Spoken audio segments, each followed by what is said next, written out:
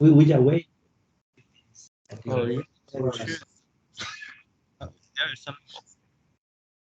No. Why click share and post up some options? Share screen or share slide. Yeah. Oh. I will stop too. Yeah. Yeah, I can see each one. Dr. Wang can see. I can see Emma. No.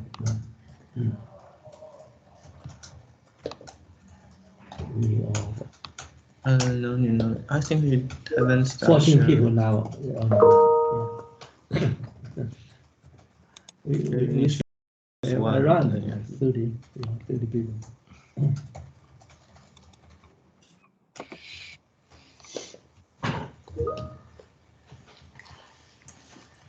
Yeah.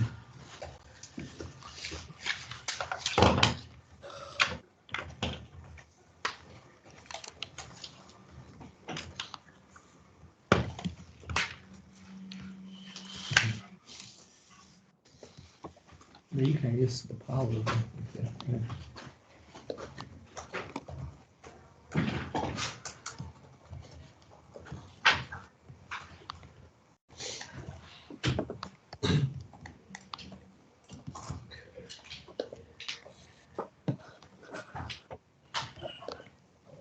So you already recorded.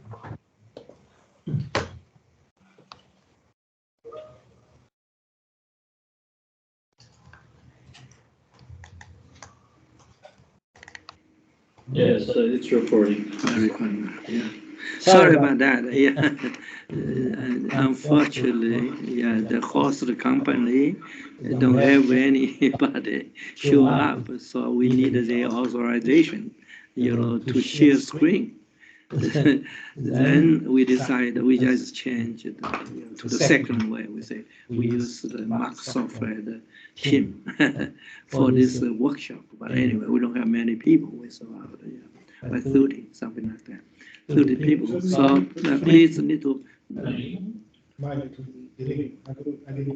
Oh, no, he didn't get an email.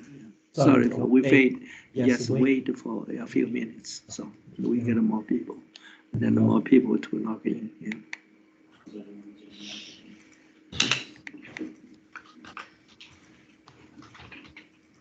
Yeah, sorry about this delay.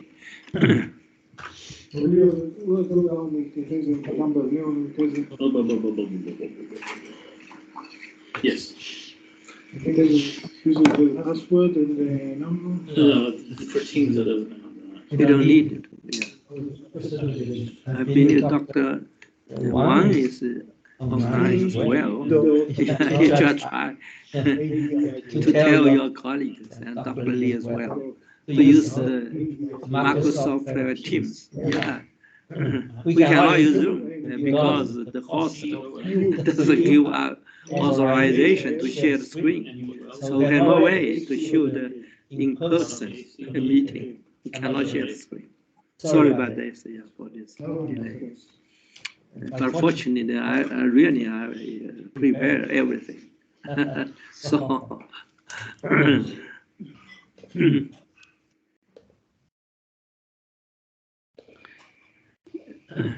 Even for the conference, I don't know how to share with other people. You understand? Each time when we have 5, 6 people in the conference, so they didn't record it. So how for people to know the talk? So that's not good ways. I don't think they recorded what. They didn't. Nobody recorded. The talk is finished. So yeah. People cannot share that. People took pictures. Yeah, right. Yeah, that's not very good. But we hope, we can have the recording and we can share the people online in the YouTube. And so the people, that's the purpose of conference. Conference want to share the information with each other. Yeah, then that's we need to prepare everything. Yeah, that's it. What happened. Yeah.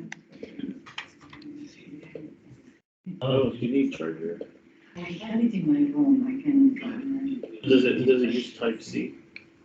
Yeah, the smaller one.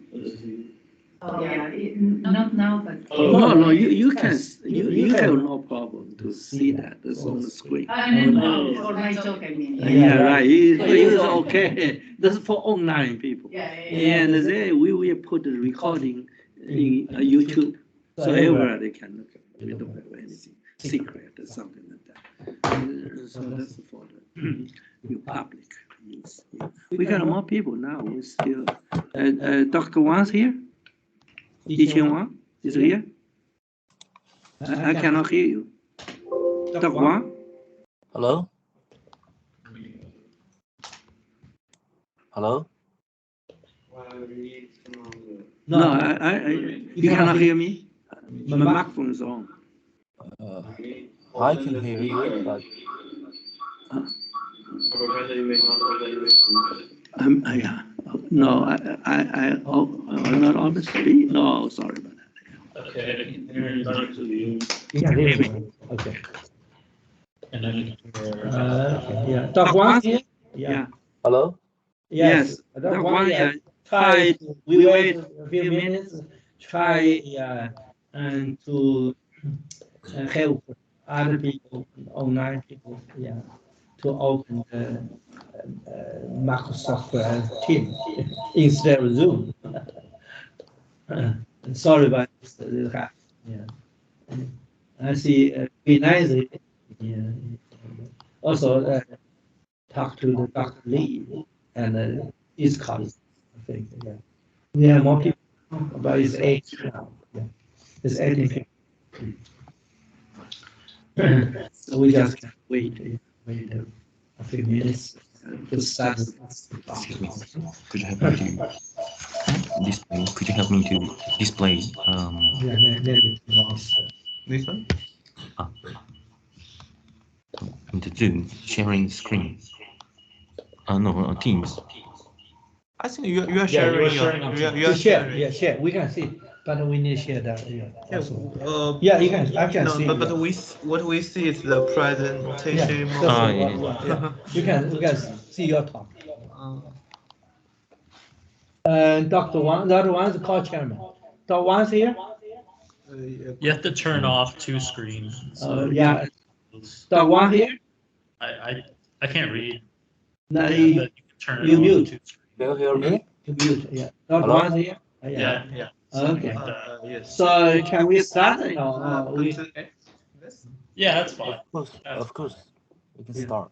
It's sharing this, the red. Yes. Yeah. We can see. It's good. So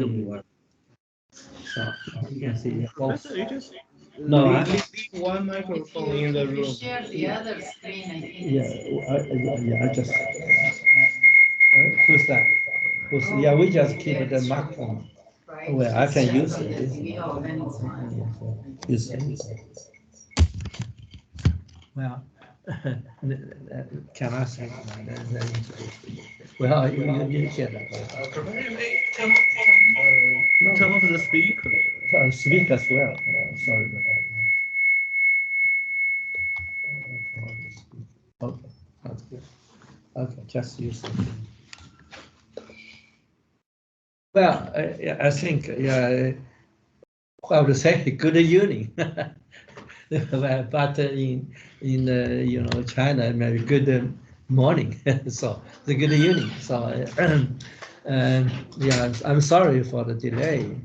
But finally we solved the problem by using Microsoft Teams. So I hope the co-chairs can send the message again to everyone. Try make sure everyone can use the Microsoft Team, so to share the screen. So next, started the workshop, and let us welcome the first talk, the keynote speaker, Dr. Kazuo Matsura from Japan. His talk is called Hierarchy Cluster for vertical dynamics in transitional boundary layers. So let's welcome Dr. Katsu must give a keynote talk, a presentation. Okay. Thank you very much for the introduction, and thank you very much for giving me the opportunity to deliver a keynote speech in this wonderful workshop. Can you hear my voice? Yes, yes. Yes. I can hear your voice very well. Yes. Today I'm going to talk about hierarchical clustering of vertical dynamics in transitional boundary layers. My name is Kazuo Matsura from Ehime University. And this work regarding the beginning half of this research is the collaboration with Professor Yasuhide Fukumoto of Kyushu University. He's a mathematician and working for Institute of Mathematics for Industry. And these the topics of my presentation is they're published in the following papers. Can I use a laser pointer? Well, you can use your mouse. Yeah, mouse. Yes. Yes, sorry. The Yes. pointer doesn't work. Regarding the beginning half of my presentation, it's published in the Physical Review Freeze 2022. And regarding the latter half, it's published in this paper. And Ehime, I'm from Ehime University, and Ehime is here on a separated island. And this work is related to the extraction and tracking locally connected volumetric vertical regions in transition and turbulent flows. And first, I'm in this presentation, I'm going to talk about the research backgrounds and objectives. Then I will propose the hierarchical vortex clustering and talk about the results.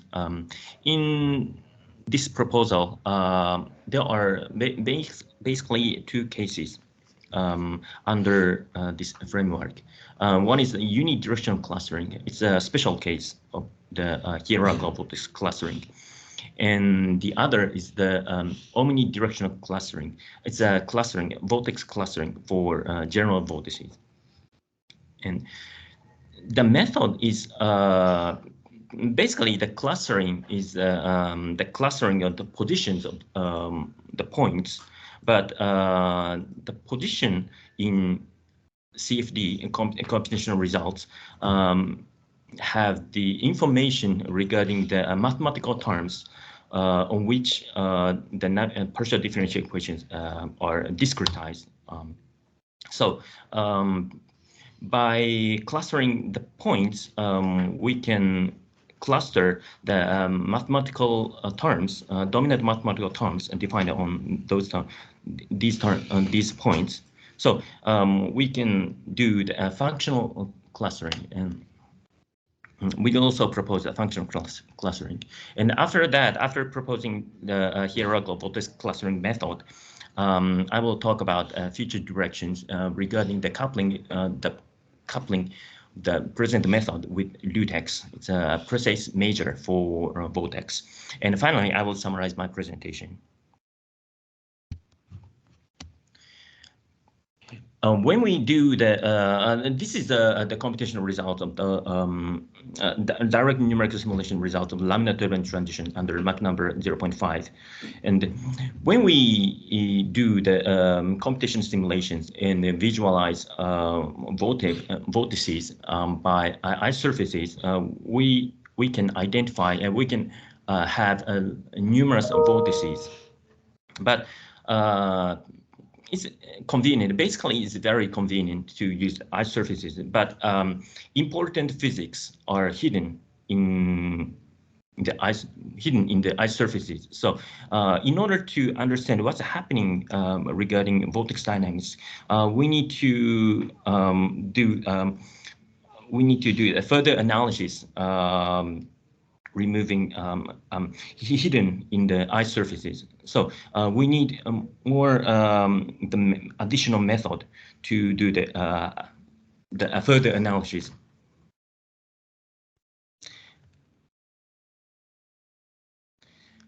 Sorry.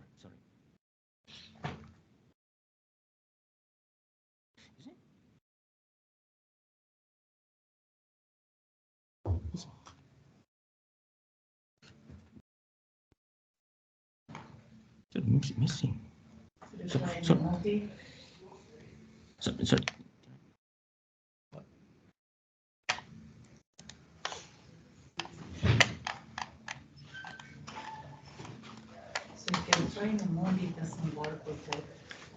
If you go to the present tab, Okay. there's you can The power turn off one the two one screens. sheet is missing. Sorry. Okay. Previously, I proposed algorithmic exploration, a new method for vortex analysis called algorithmic exploration of the dominant local dynamics of hairpin vortices. And first, in this method, first I extracted interior points of vortex based on the isurface of the second invariance of the velocity gradient tensor. And then I found a merely mean skeleton points. And after that, I defined a local neighborhood. It's 7:00 a.m.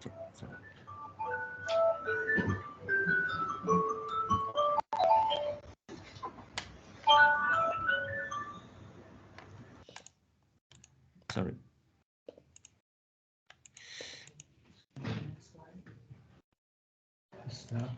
I'm going to use laser pointer. Yes. And after that, I defined a local neighborhood of the skeleton point, and I decomposed the RHS terms of the Navier-Stokes equations into non-further decomposable terms and large absolute value terms and strong correlation terms.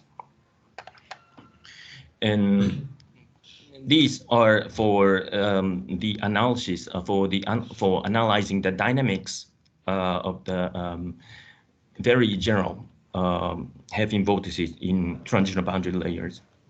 But after proposing this method, I realized that in order to, because there are so many vortices and the number of the vortices are far beyond our capability to analyze the vortices manually. So we need automatic procedures for the further analysis. And I proposed this method, but still I've realized that in order to further analyze the vortices appearing in boundary layers, we need to chop the connected vortices into the rational units, and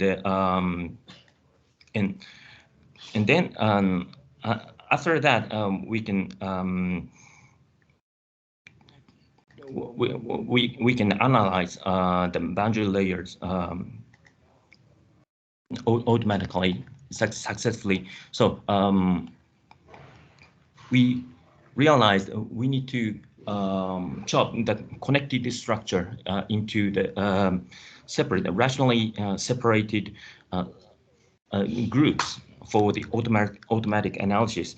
And in this presentation, we developed a clustering method that can separate the vortex clusters successfully and recognize them individually based on physical connectivity among point clouds. Here I'm showing the target flow used for the algorithmic construction. So it is the laminar turbine transition of K regime, and I use the disturbances introduced, created by this paper. Especially, I'm interested in the analysis of the later stage of transition.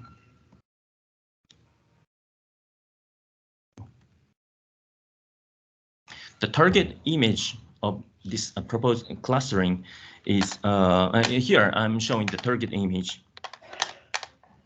Here I'm showing the distribution of omega x streamwise vortice on the series of x planes, and if we look at these series, we have the locally connected volumes of high intensity of omega x, and we want to put tags, and we want to count these.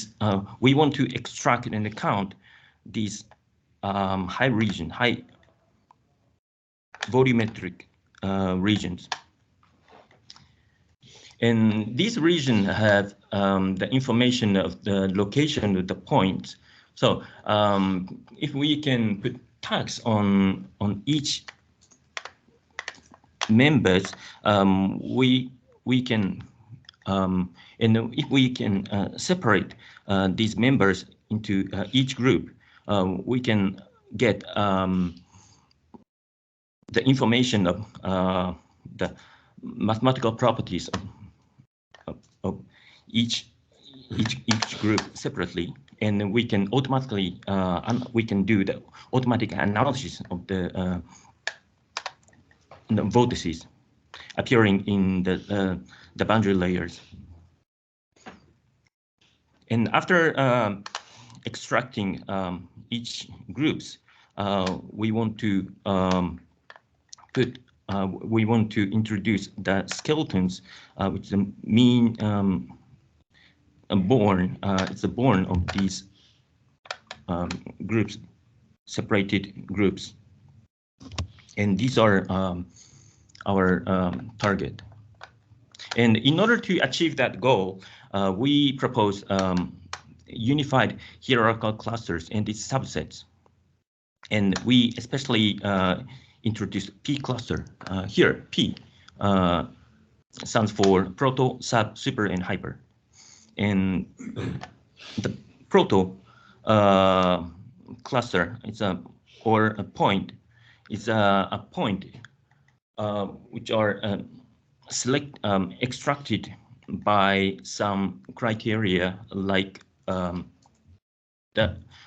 point has strong omega x, or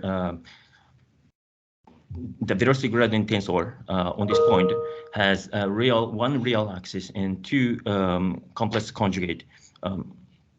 So these points are first extracted. Then, and on the plane, on the cross section, we cluster these points and get a planar member. And after judging the correspondence between the previous plane and the downstream plane, if there is a correspondence, we can generate volumetric vertical regions, and we call this region, this member, supercluster. And by connecting the center of gravity defined within the cluster, we can generate skeleton. And by tracking the supercluster volumetric vertical regions in the space-time, we can get volumetric vertical region in space-time, 4 dimensions. And we call this member, this set, as a hypercluster. And the cluster, these points, these sets have hierarchical properties. And in addition to that, we propose a subcluster. The cluster is divided into the partial clusters. And by having this property within the P cluster, we can easily operate. We can do the convenient operation with the cluster.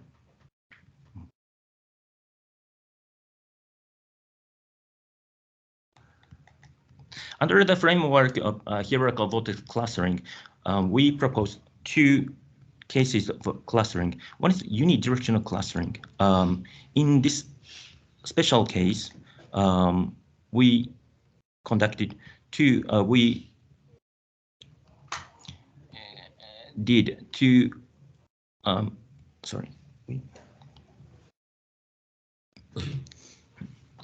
frozen, sorry.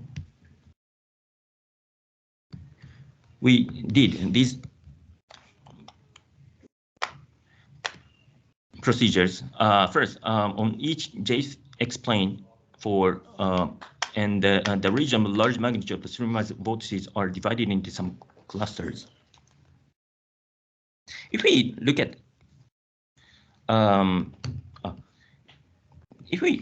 the cross section within a computational domain, we can divide high omega x region like this.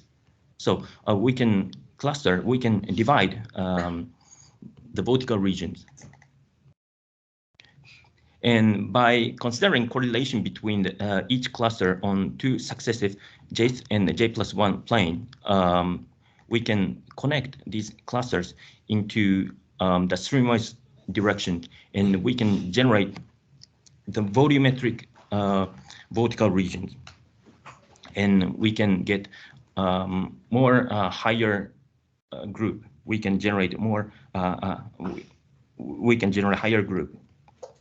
And in this process, the bifurcation in the framework of unidirectional clustering, bifurcation of structure becomes a problem.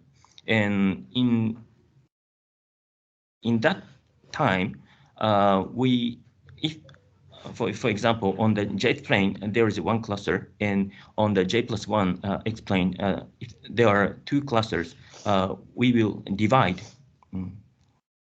the previous clusters, and we get one-to-one correspondence between the J's and the J+1, and we achieve the connected structure, locally connected structure, consisting of composed of one-to-one correspondence, basically. If we divide J's X plane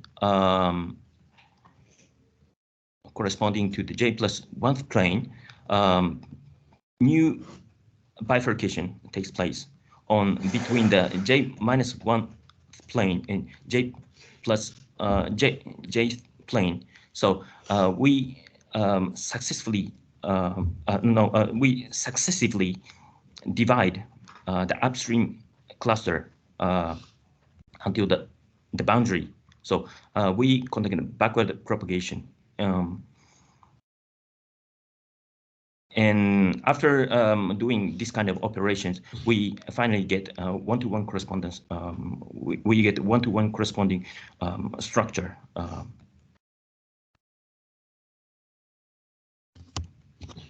And by doing by using this kind of algorithm, we can get locally connected region in the streamwise direction.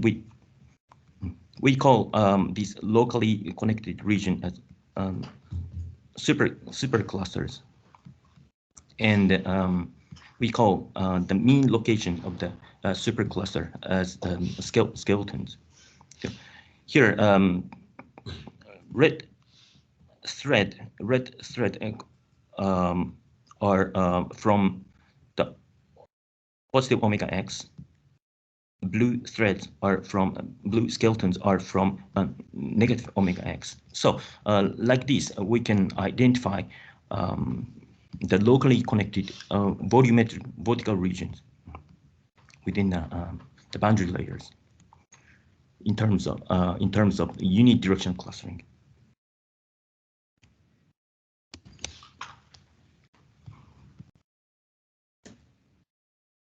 And we can track the skeleton in the space-time, and by doing that, we can generate skeleton time surfaces, and we can easily identify how the vortices, vertical members, each vortices move in space-time by generating skeleton time surfaces.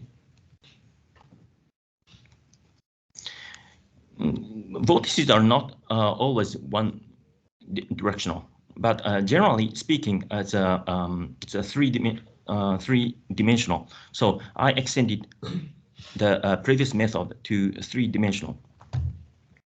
And in order to achieve that goal, there are two methods can be considered. One is repeating x-direction clustering algorithm in y and z directions, and the other is clustering based on a vortex axis. Regarding the first method, repeating x-direction clustering algorithm in y and z directions, in order to construct this method, a general method, we considered the vortex rings with a point cloud with vectors. And when we apply one-directional clustering algorithm to these three-dimensional shapes, the whole shape is divided into two regions. And the blue region, blue point clouds, shows a negative omega x, and red point clouds shows positive omega x.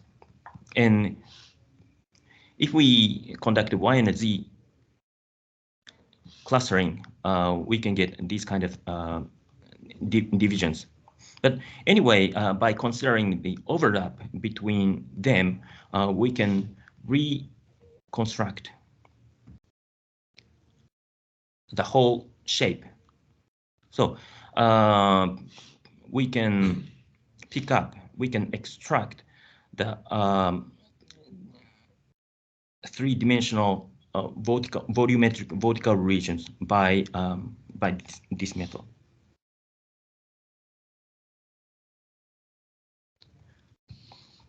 And the second method is the clustering based on the vortex axis. Again, we think about vortex rings and its point cloud with vectors.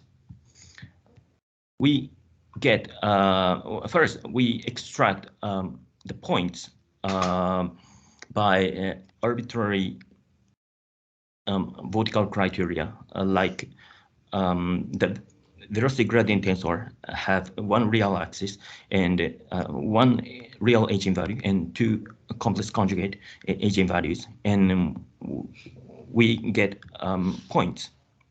And after getting these points, we, depending on the distance between these points, we divide these points into each group.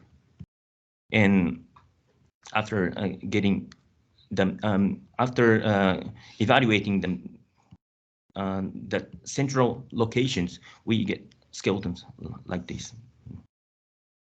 So this method, the clustering based on the vortex axis, also very general, and it can be successfully applied for the general vortices appearing in the inside the boundary layers, and we can automatically track and analyze the motion of each volume unit, each vortex unit within the boundary layers.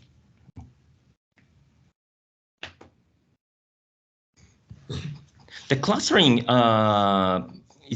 can be also this clustering can be also convenient for the clustering of mathematical terms, not only just the location of the vortices, because mathematical terms are in CFD, mathematical terms are defined on these points. So dividing the points means dividing the mathematical terms defined on these points, and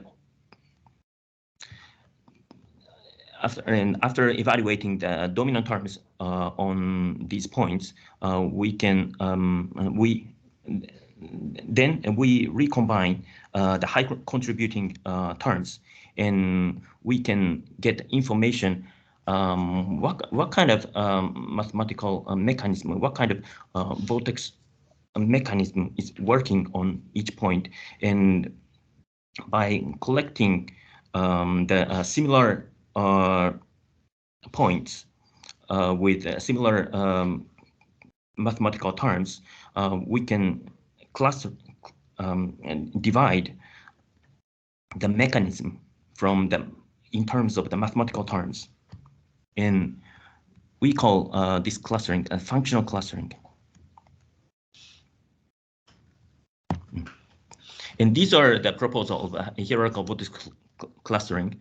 And now I'd like to introduce the ongoing research regarding the hybridizing the hierarchical vortex clustering with Liutex.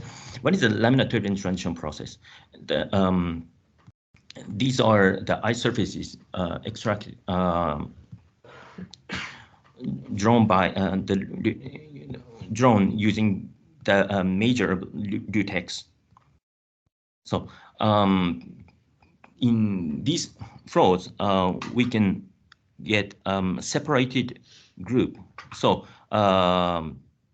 by using our hierarchical vortex clustering method, we can put IDs onto each separated vertical groups, and we can automatically analyze, automatically track the vortices, numerous vortices appearing in the laminar turbulent boundary layers.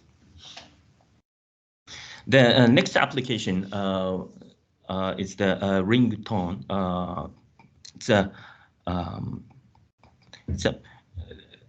a kind of a feedback sound like edge tone and whole tone. And if we when we put the ring downstream of the wind tunnel on nozzle, there occurs a feedback sounds. And due to the impingement of the vortex on the ring, and the pressure disturbances go upstream, and it will regulate the timing of the vortex.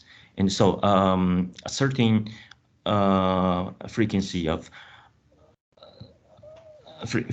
sound are augmented, and it is called ring tone for the case of the ring. And the distance between the nozzle exit and the ring is called impingement length.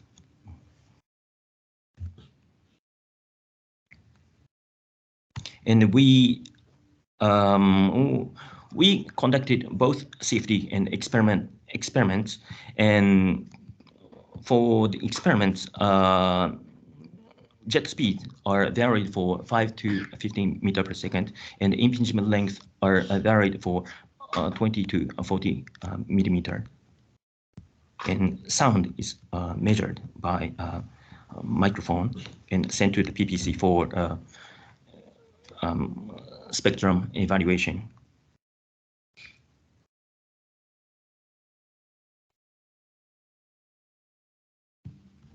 This ring, in order to fix the ring in the air downstream of the nozzle exit, we use the piano wires and pull the hard into the 6 directions and we fix the location ring in the air. This is for the whole plate and for the whole tone for comparison. And this is for the computational mesh. We conduct a direct simulation, but because the Reynolds number is very small, so the total mesh points is also very small, 5.2 million points, and jet speed is 10 meters per second. We conducted fully compressible Navier-Stokes simulation. So jet speed is very small, but we could get the results, successful results, even for this very small Mach number. And in order to in order to express ring in the computation domain, we use the overset method.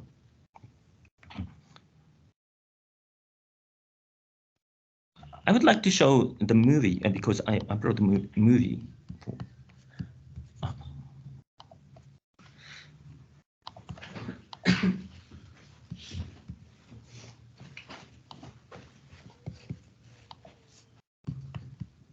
show the screen rather than just the PPT.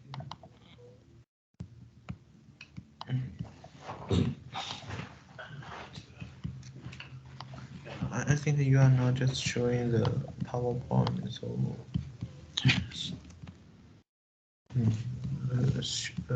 you can show, yeah, share, yes, share the screen. Did you record the sound? Yeah, it's recording. Can you right click on the background? No. Just right click on the background. And then go to display settings. I think it's that one.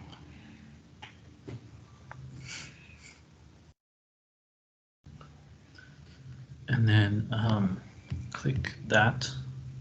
You can change it to extend. No, change it to mirror instead of extend. Just scroll down. Just a moment. That's okay.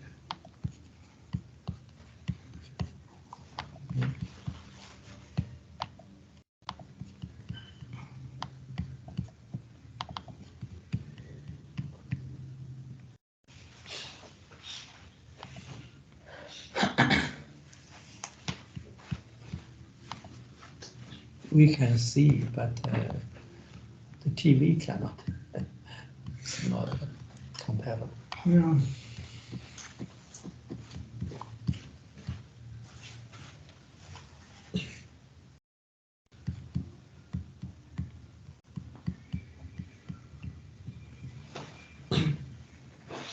Is it shared? It's on Teams, but it's not on the screen. Yeah, it's okay. Yeah, well, we can see the old teams. Right now the presentation is not better. Yeah. People sharing. People sharing a screen. No, I'm not sharing. The red is gone. Sorry for a little delay because trying to show some movies. So just be patient. Wait.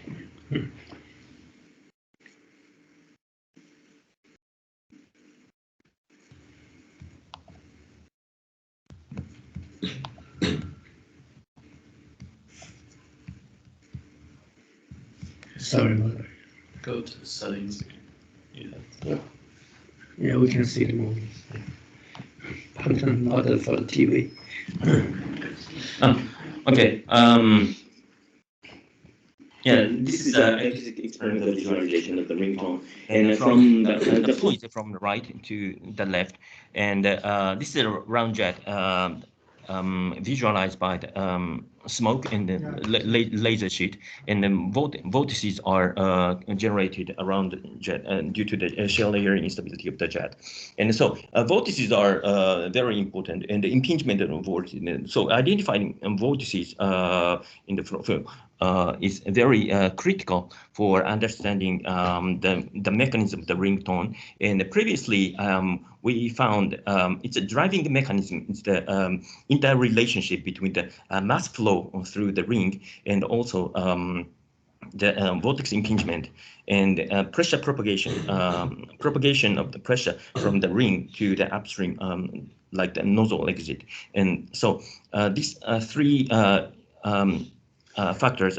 inter-mutual relationship between the three factors is a driving mechanism, the ring tone. So it's very important, critical to understand the movement of vortices in order to understand this ring tone. So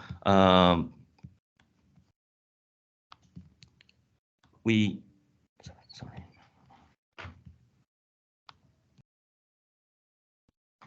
Is it share? Oh. Share screen, not the movie.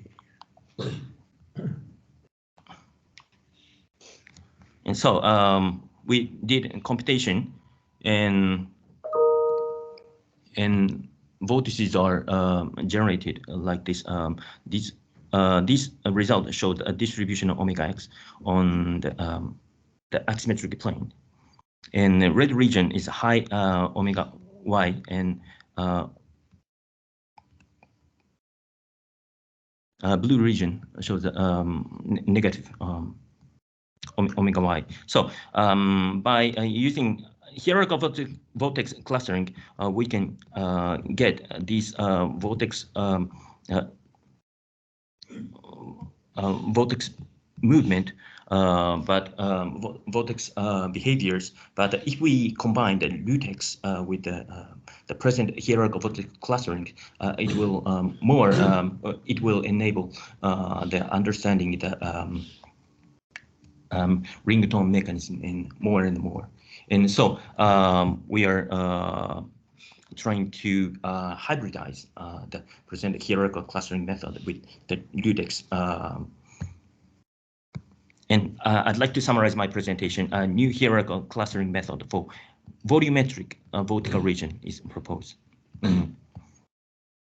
And point clouds in the vortex regions are extracted and from an instantaneous flow field and using a series of planes and are grouped between consecutive planes. Cross-sectional distribution of points are then stacked in a direction. Each group of the extracted points are identifiable as an individual entity that is referred to as a P cluster, with the letter P replaced by terms proto, sub, super, and hyper according to the level of clustering. The present method is applied to the transitional boundary layers on the flood plate. And I also I talked about the hybridizing the present method with Liutex. Thank you very much for listening.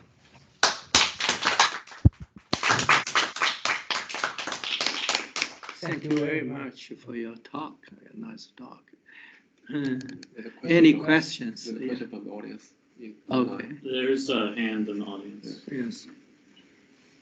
Is the hand? Yeah. Ya's done. You done? Yeah. Okay. Okay. Thank you very much for your fantastic presentation. I have one question about the ringtone that you mentioned there. Go ahead. Can I ask you how much in dB you have increased the noise of this vortex? Sorry, excuse me. Voice is too small. Someone has to turn their volume up.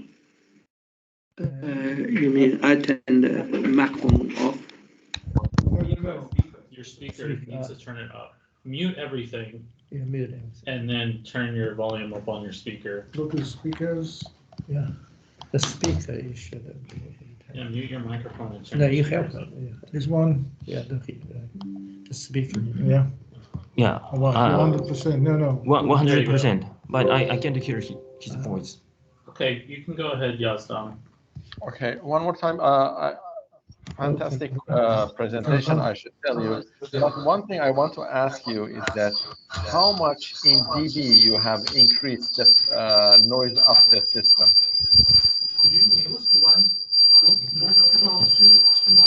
Yeah.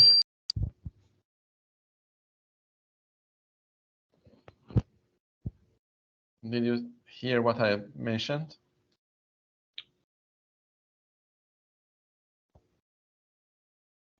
You're gonna have to repeat. We're having a lot of technical issues. Okay. Do you want I repeat? Yes. Okay. So first thing first, it was a fantastic presentation. The other thing that I want to tell you, it was a ringtone. So would you please tell me how much in dB you have increased the frequency or noise of this system? You know, I mean, when there was some generation of vortex, how much it will attribute to this? So would you please tell me?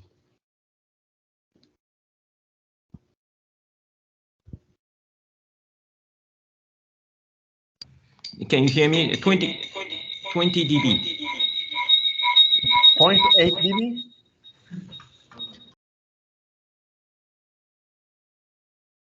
Thank you.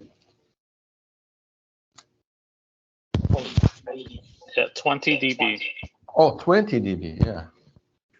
Makes more sense. In case of the ringtone, it's very it's a low intensity is very weak compared to the whole tone or other feedback tones. But we can hear the sound but anyway, we can hear the sound as a ringtone. It's around 20 dB regarding the peak. Okay, thank you very much. Thank you very much. Any more question? Okay, go ahead. Yeah. What is the Reynolds number of the Z when it came out? It's around 10 to the 4th. 10 to the 4th. So you had a potential core. Yes, lambda. Potential core. Where do you put the ring? At the end, at the middle, before the potential core ended, or afterwards? Where is the ring located? It's around the vortex rings are just formed. It's on the ring is located. How many diameter away from the orifice is it?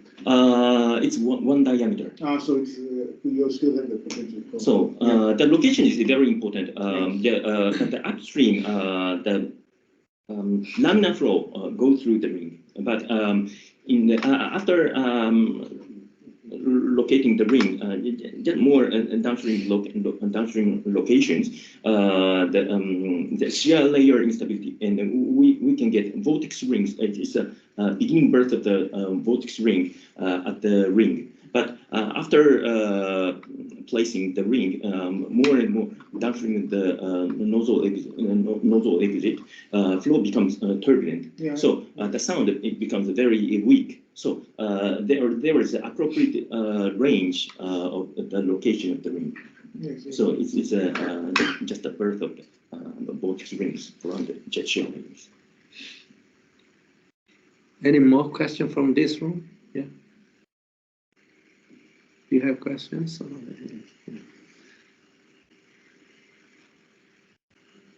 My impression is you did a lot of DNS work for the bypass, yes. Right? Yeah, transition from laminar flow.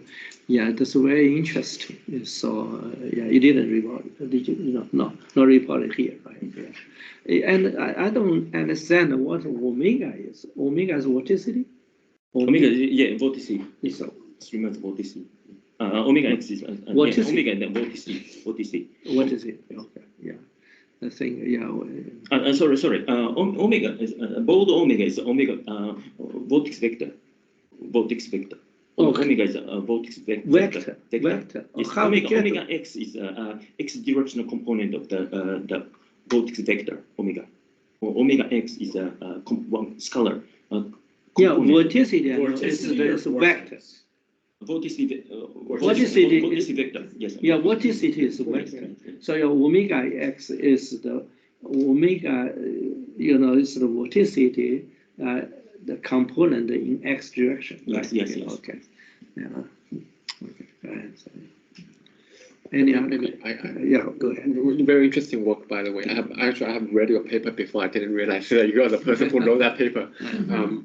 I think one thing I'm missing was that it's hierarchical clustering, and you mentioned that like subcluster, supercluster.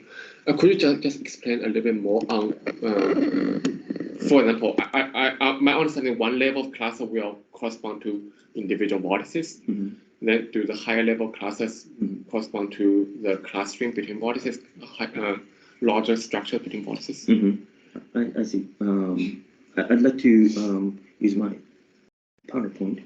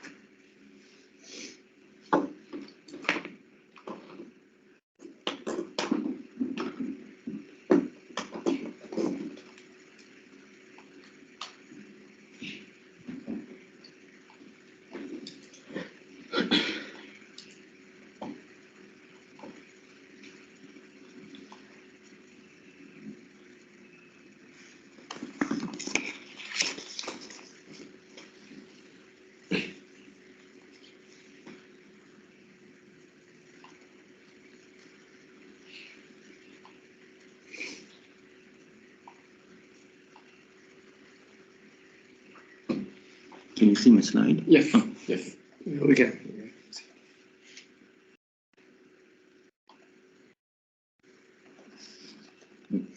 And first,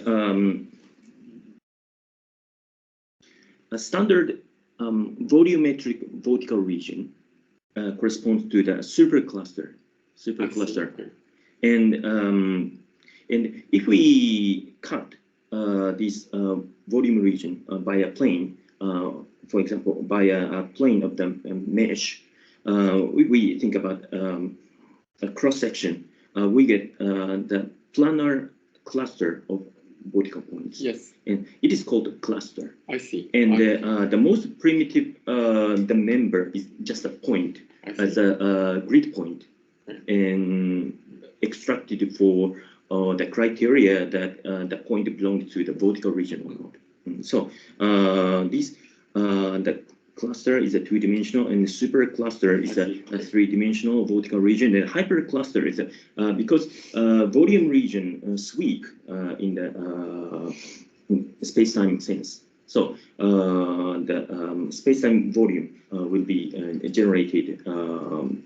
We can think of the four-dimensional volume region, and it's called a hypercluster. Okay. And subcluster is just a member within each clusters, and these are just the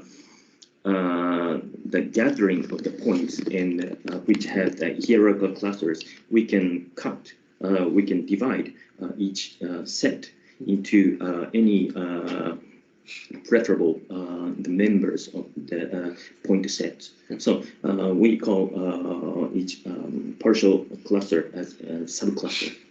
These are the members. Thank you. Okay, due to the time limit, yeah, we should go to the next keynote speak. Dr. Li Shi. Yeah, he's associate professor of McMaster University of Canada. Right? Yeah, his title is Towards Automated Vortex Analysis Through Axis line Extraction. It really, yeah, I read his GFM paper, things about how to find a unique vortex structure. That's give me, yeah, made me very impressed. So I invited him to give the keynote speech. Let's welcome. Let us welcome Dr. Shi. Give a talk.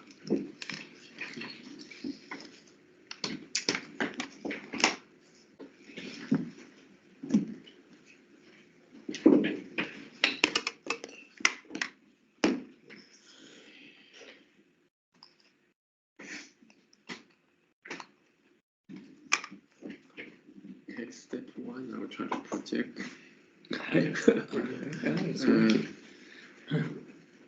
Okay. First yeah, I will, but I want to first understand which screen I need to share. Now I'll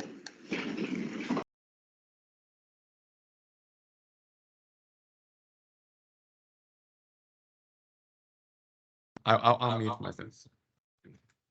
Yeah. Then I'll share my screen. Hold on, not this screen. I didn't mean to share this screen, sorry.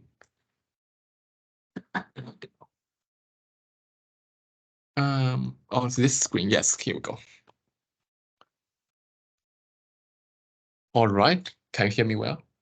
Good, okay. All right,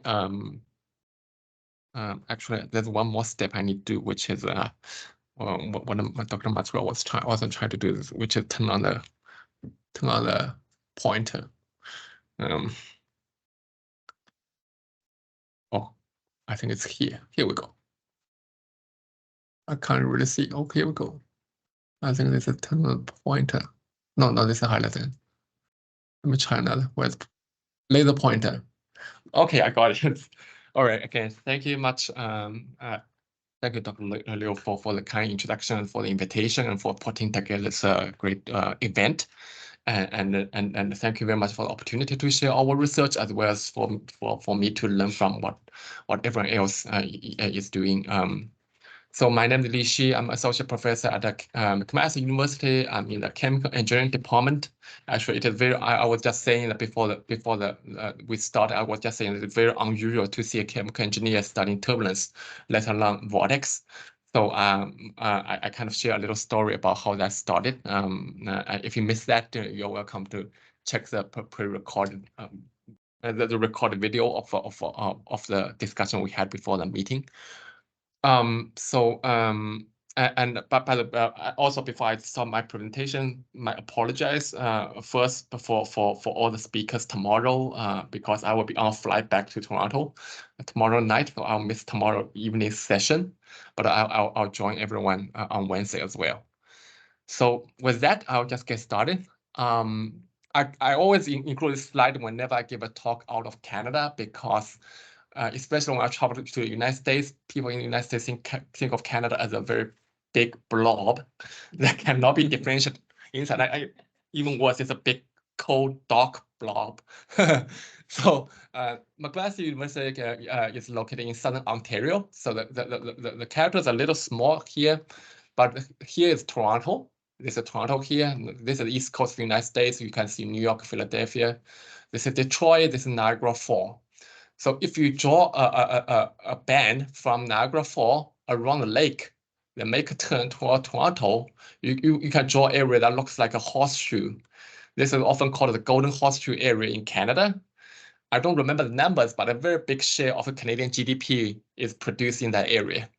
And McMaster University is located in the city of Hamilton, Ontario, which is right in the middle of the Golden Horseshoe, and right beside the Lake Ontario.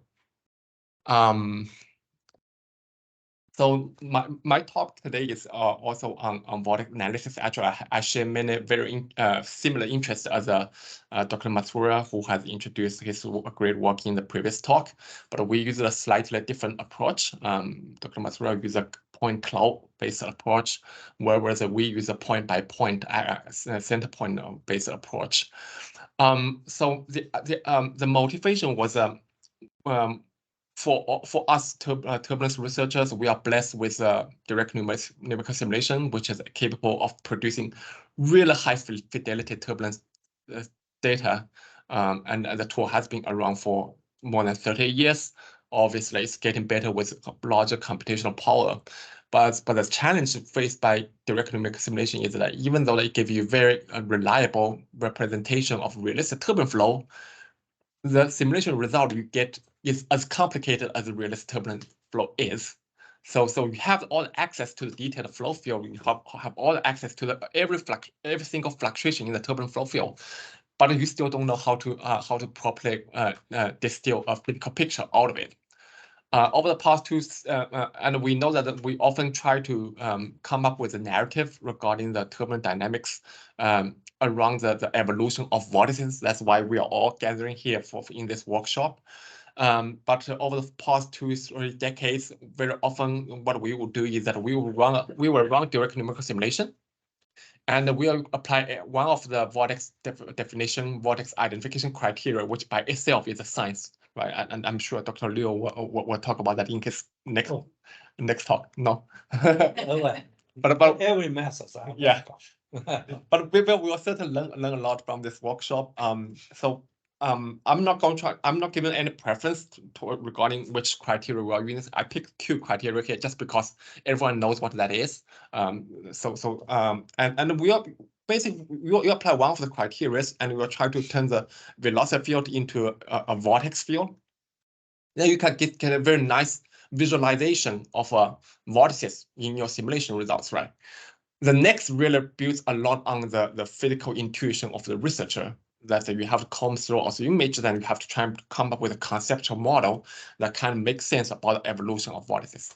And the limitation of that approach is number one, it relies a lot on the intuition and of the researcher, and also there's inevitably some subjective bias due to the researcher's own personal bias, personal belief about the physics behind that.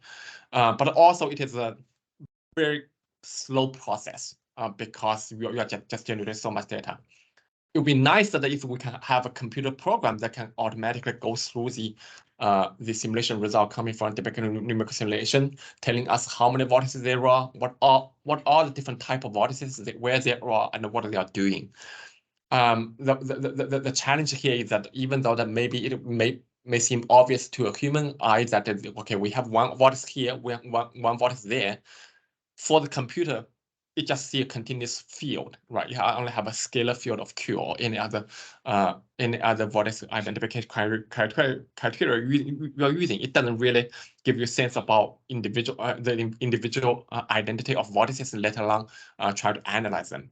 So that is where our motivation is. So over the past few years, we have developed a method called VATIP, vortex axis tracking by iterative propagation. So for the first part of today's talk, I will talk about this method. For the second part, I will talk about its application in viscoelastic turbulent flow, which was our original motivation why we are interested in vortex analysis to begin with. Then at the end, I'll briefly talk about some ongoing work we are doing about development of VATIP tools, along these directions. So I'll first introduce this method, which was published in 2019 by a former PhD student, Lu Zhu, who is now doing postdoc at Cambridge University. So the idea here we have here is so again, the motivation is very similar to what Dr. Matsuro has introduced, but we use a slightly different approach. We focus on the axis line of a vortex, right? So if you have a hairpin vortex, so you basically have a somewhat U-shaped axis line. We can define the axis being either the center of rotation or somewhat center of the vortex region, and we can see and the idea here is that if we can extract this line for every vortex, we have most of the key information about the dynamics, conformation, and shape of the vortex. So if you have a hairpin, you have a somewhat U-shaped axis line. If you have a streamer vortices, you basically have a kind of more linear axis line here, and the idea here is similar to, for example, if you're trying to have a computer algorithm to analyze how I'm doing. Let's say I'm doing some sports. You want to analyze my move. You don't really need to keep track of all the motion of my skin, my muscle, or my organs. You only need to keep track of the movement of my bone, my skeleton, to get the most information about my motion. So that's basically the idea here. So if we can extract the axis line and we can keep track of them, we get most of the information about the size, geometry, position, topology, and the temporal evolution of the vortices. And more interestingly, getting the axis line can solve a very difficult, challenging vortex research, which is the individual identity of vortices. So Lu has made this comparison. So again, this will be the vortex field you come from a Q criteria. And if you focus on the volume, so you can try to differentiate between different vortices based on the connectivity between volume region of vortices, but it can often be ambiguous, and you can see that and there's a large chunk of vortices that he was not able to separate using that approach. But if you focus on the axis line, whether one axis is connected to another axis is quite unambiguous. So you can very clearly distinguish between one vortex from the other. So so in this image, that's the exact same flow field. You can see that individual vortices are just separated from each other and show up in different colors. And that will turn out to be a huge convenience as we try to analyze them further. So the idea here is that if you have a vortex identification criteria, once again, I'm picking Q criteria as an example, but the method isn't really designed just specific for Q criteria. It works for any criteria that can number one tell you which region is vortex, which region is not vortex, and number two, it can identify a center of the vortex or the axis of the vortex. Right. So although that there may be a lot of discussion that different researchers have about different vortex identification criteria, so we are trying to be friends with everyone. We are trying to come up with a method that can work with most of them, if not all of them. Right. So taking the Q criteria, for example, the Q criteria will give you a scalar field. Roughly, you can roughly interpret that as a strength of vortex.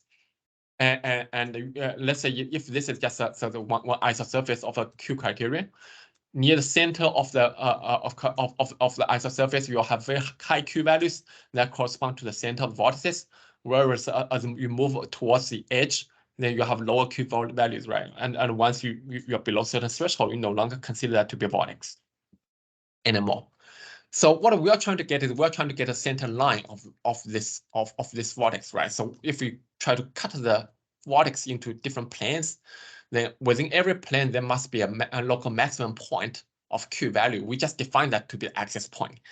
It's not strictly the same as the center of rotation, but for the purpose of analysis we are having here, it doesn't really matter that much as long as we can properly define that as center. So once you can find the center point of every plane, the next step you try to connect them into a line, and that problem was actually solved back to at least 25 years ago by Father Hussein group for streamline vortices. So they use some what do they call Cone detective algorithm. Basically, what they do is that once you have a bunch of these center points, right? You start from one center point, you draw a cone shape detection zone. If the center point of the next plane falls in within this detection zone, you consider that to belong to the same vortex. And you keep on going until you just connect all the points that you can connect and you can form a vortex, right? The problem with this is that it works it's very straightforward if you have a almost linear vortex, a vortex that is a straight line or almost a straight line. But as we know that a lot of vortices we are interested in are more complex in shape, the three-dimensional hairpin-like vortices, and this method is not going to work. So what we did here is that we basically integrate an iterative search algorithm that allow us to search for connect these points into a line in 3 dimensions. So the way to go is that let's say you start from any arbitrary point here, you'll have a detection zone that's in the cone shape. You look at next plane, if it's within the cone detection zone, you just consider to be the same vortex. You connect the line and move this on in X direction, which is stream Y direction. That's the same as the previous method by John. But what happens next is that once we reach the end of the search in X direction, we know that if you had a hairpin or some other hairpin-like structures, the vortex does not end here. The vortex will grow into Y and Z directions, right? So once we reach to the end of the search in one direction, we just make a turn, go to the next direction. And we keep on doing that until we connect all the points. So in a way, this method will remind you of Pac-Man, which you just have this robot that's moving around in this maze. I try to connect those dots, eat up all the beans in the right order. So this is a highly simplified version of the algorithm we are having here. I realize that the text is hard to see, but it's not super important. But the basic step is the number one, you will convert the velocity field into a vortex field. Number two, you'll be trying to find the maximum points, 2-dimensional maximum point in every plane will be the potential points for connection. Then you start your search in the X direction. Then in the X direction, you will keep on eating the beans until you reach the end. Then you try in the Y direction, you keep on eating the beans and until you reach the end. Then you try the Z direction, you keep on eating the beans to the end. That's not the end of story. We have to go back to X direction again. The reason being that because unless you're super lucky, you don't always exactly start from the tip of the vortex. You may be starting from the middle of the vortex. So you may be missing one big segment of the vortex somewhere else. So you keep on looping between 3 directions until everything converges. And we first test this method in using strict transient growth simulation. So that's basically initial condition in which we have those streamline rows, and you will have to impose a streamwise perturbation in the velocity. Otherwise, you will not get any turbulence. But starting from this initial condition, you can see the vortex being developed. At certain moments, you'll see very well-defined hairpins coming out, and eventually you'll have full turbulence. And you can do a side-by-side comparison between the original John method and our method. You can see that at the initial growth, when you only have streamline vortices, both methods are equivalent. But as soon as your vortexes become more curved, the John method start to miss some of the segments, whereas we are still capturing the whole vortex. And when you have a hairpin, we have no problem capturing the whole hairpin, whereas the old method will just show that as a broken segment. And we can also apply that to a more complex turbulent flow. And this is just we just cut out a very tiny window out of a 3D channel flow simulation. And what we are doing here is when we submitted our initial work to GFM, and we got very good reviewers, very knowledgeable reviewers, which also meant they raised a lot of questions that gave us a huge amount of work. So we were asked to do a lot of extra validation of the method. So actually, after revision, the paper became twice as long as the original submission. We have increased from like 25 pages to like 50 pages. But the nice thing about that is that it gives us a lot of confidence about the method we have here. So basically, what we are asked to do is that we are asked to as you can imagine, there's a number of parameters we have in this algorithm. And we are asked to do a very thorough study about how changing those artificial parameters will change the performance. You can see that you changing those parameters, changing the criteria, almost have no effect on the result. It robustly, reliably capture all the vortices with the exact shapes in the turbulent flow field. And in the next few slides, I will just showcase once you have those axes that you have extracted, what you can do with that. So the first thing we try to do is we try to do a statistical analysis of different type of vortices.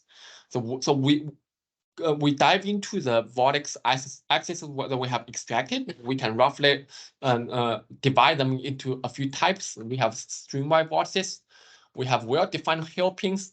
And we have those that are somewhat hairpin-like, but they are not quite hairpins. Like hook will be, some people will call this one-leg hairpin.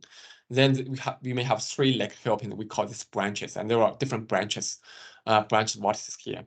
So we group these hairpin-like structures all into 3D vortices just to be differentiated from the streamline vortices. And these 3D vortices can all be defined based on the geometrical measurements we can get from the axis line. For example, if you have a well-defined hairpin, that basically means that number one, for the most part of the domain, you will have two legs. Number two, if you look at how wide the vortex is in z direction, it's initially very wide, but eventually it go down to zero. So initially very wide, then eventually go down to zero, right? Then you can come up with a similar definition of hooks, different type of branches.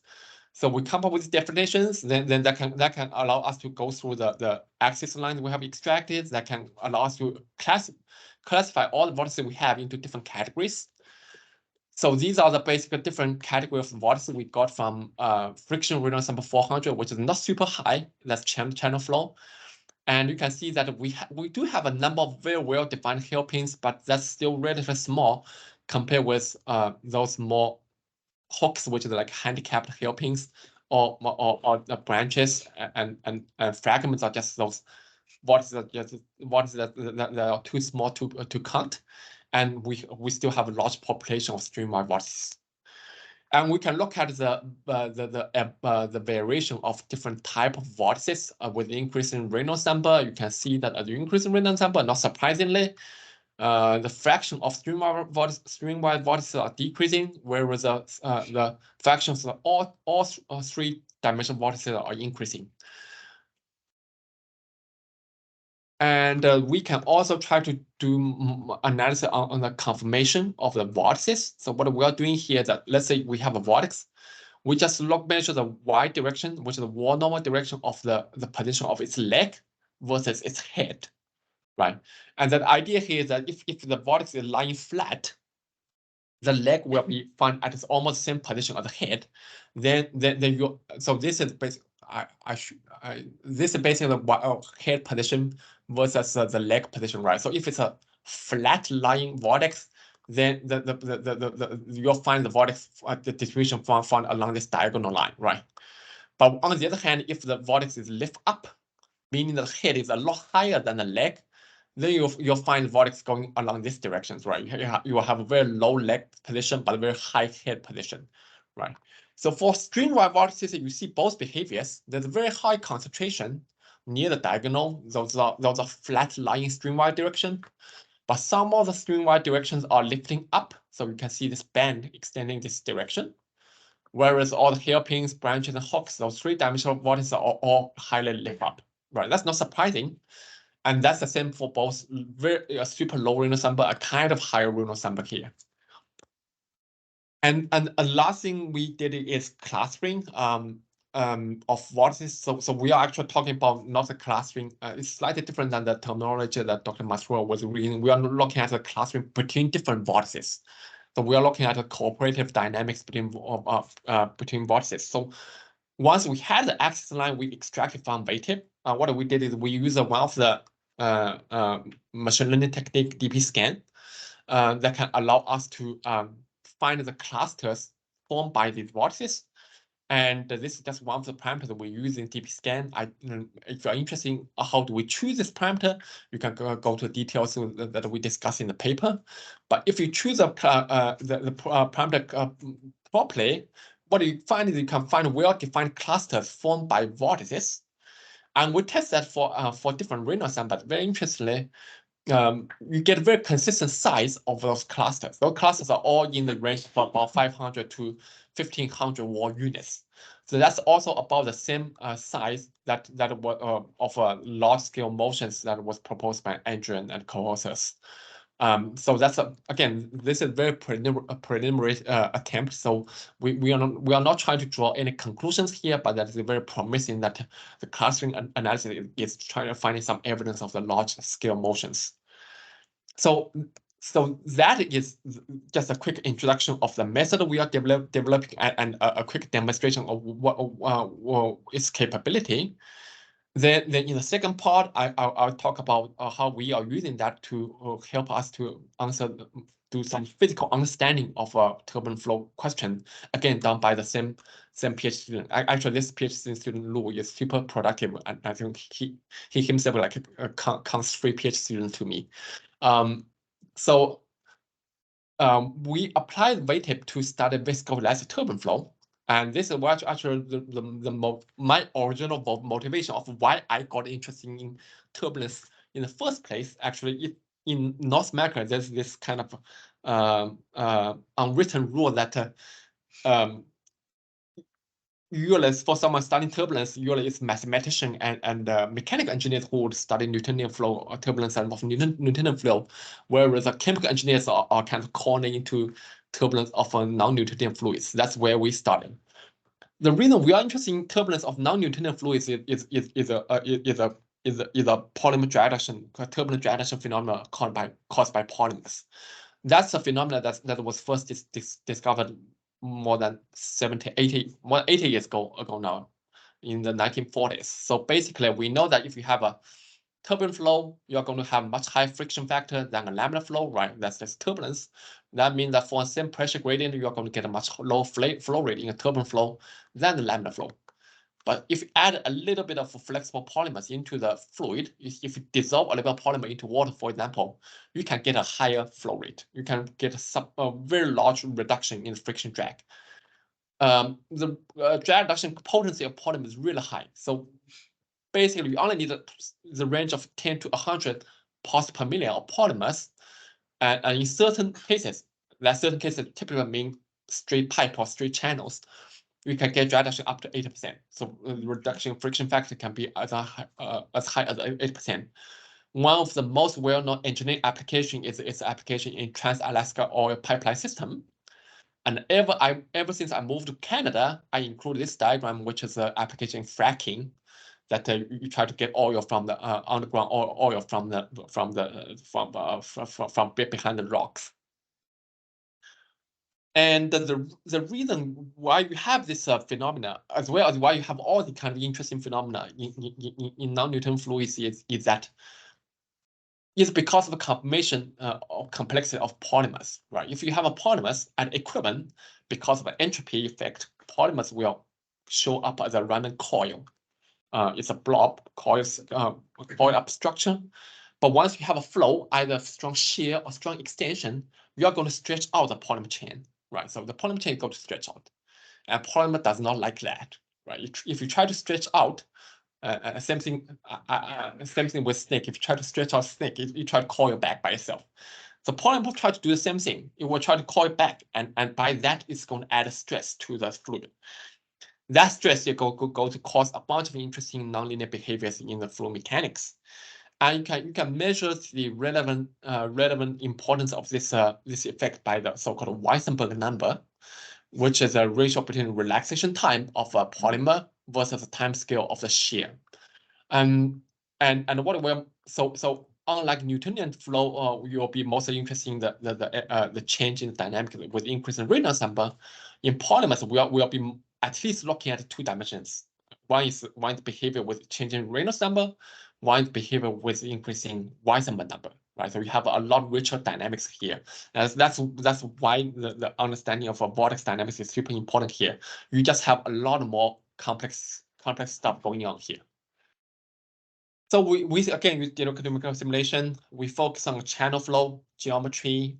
We have our old friend Navier-Stokes equation. We all know that that's going to give us a velocity field and a pressure field.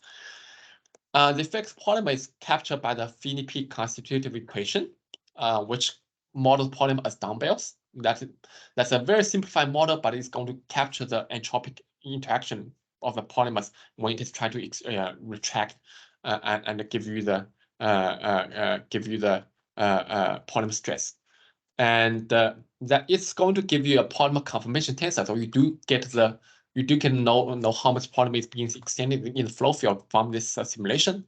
And from the polymer conformation tensor, you can calculate polymer stress. And you can couple the polymer stress back to a Navier-Stokes equation to understand how that is affecting the flow behavior. The entire equation system will have 4 non-dimensional groups. So for simplicity, we'll just focus our discussion on the effect of Reynolds number and the Weissenberg number. And this is just a very typical simulation that many people has done. So this is mean velocity profile. Mean velocity as a function of a wall normal distance. If you have Newtonian flow, we know that once you have a high enough y plus, you'll get a von Neumann log law behavior, right? So in our Newtonian simulation, we get a slightly higher profile because of the low Reynolds number we are showing here. But you get a log law behavior when in the region of y plus larger than 30 wall units. When you add polymers, what happens is that because polymer is going to cause drag reduction, it's going to give you higher flow rate, higher mean velocity at the same pressure gradient. So you can see that the profile is going to raise up, right, compared with the Newtonian flow. But still, it gives you the same log law behavior, right? So you still have the same log law behavior. It's just shifted upwards compared with the Newtonian log law. But the reason is because you are having higher slope in the buffer region, which raise the profile.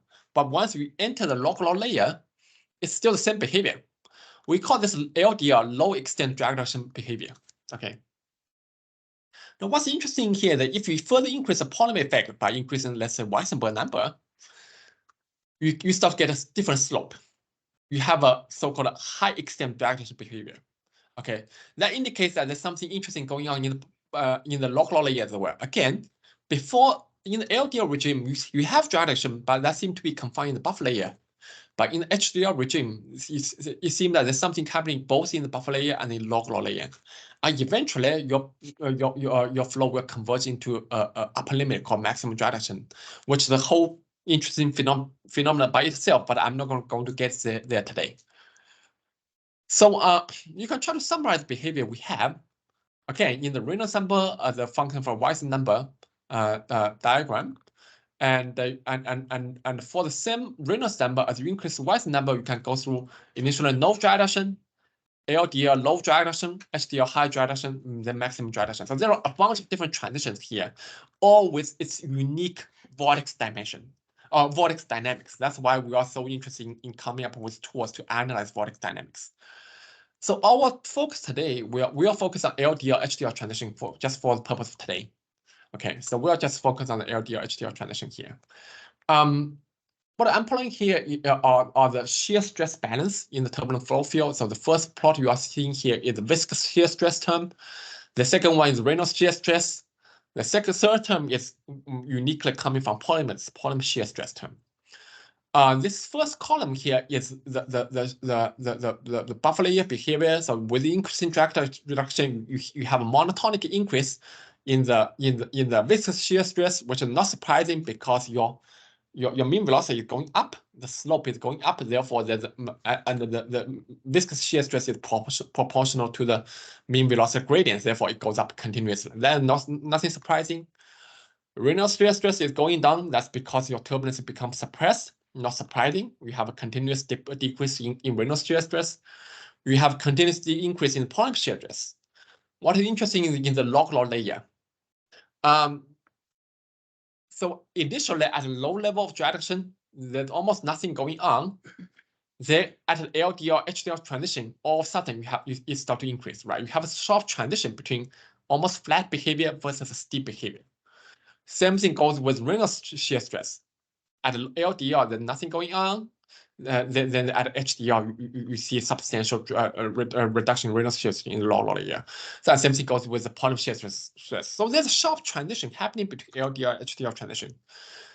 So what we're seeing here is that we know that, again, initially there's no drag reduction and there's LDL. Between no drag reduction and LDL, there is some mechanism of polymers affecting turbulent dynamics causing drag reduction. And we kind of understand what's going on because you have those vortex motions in the turbulent flow field, and those vortices are trying to stretch the polymer chain.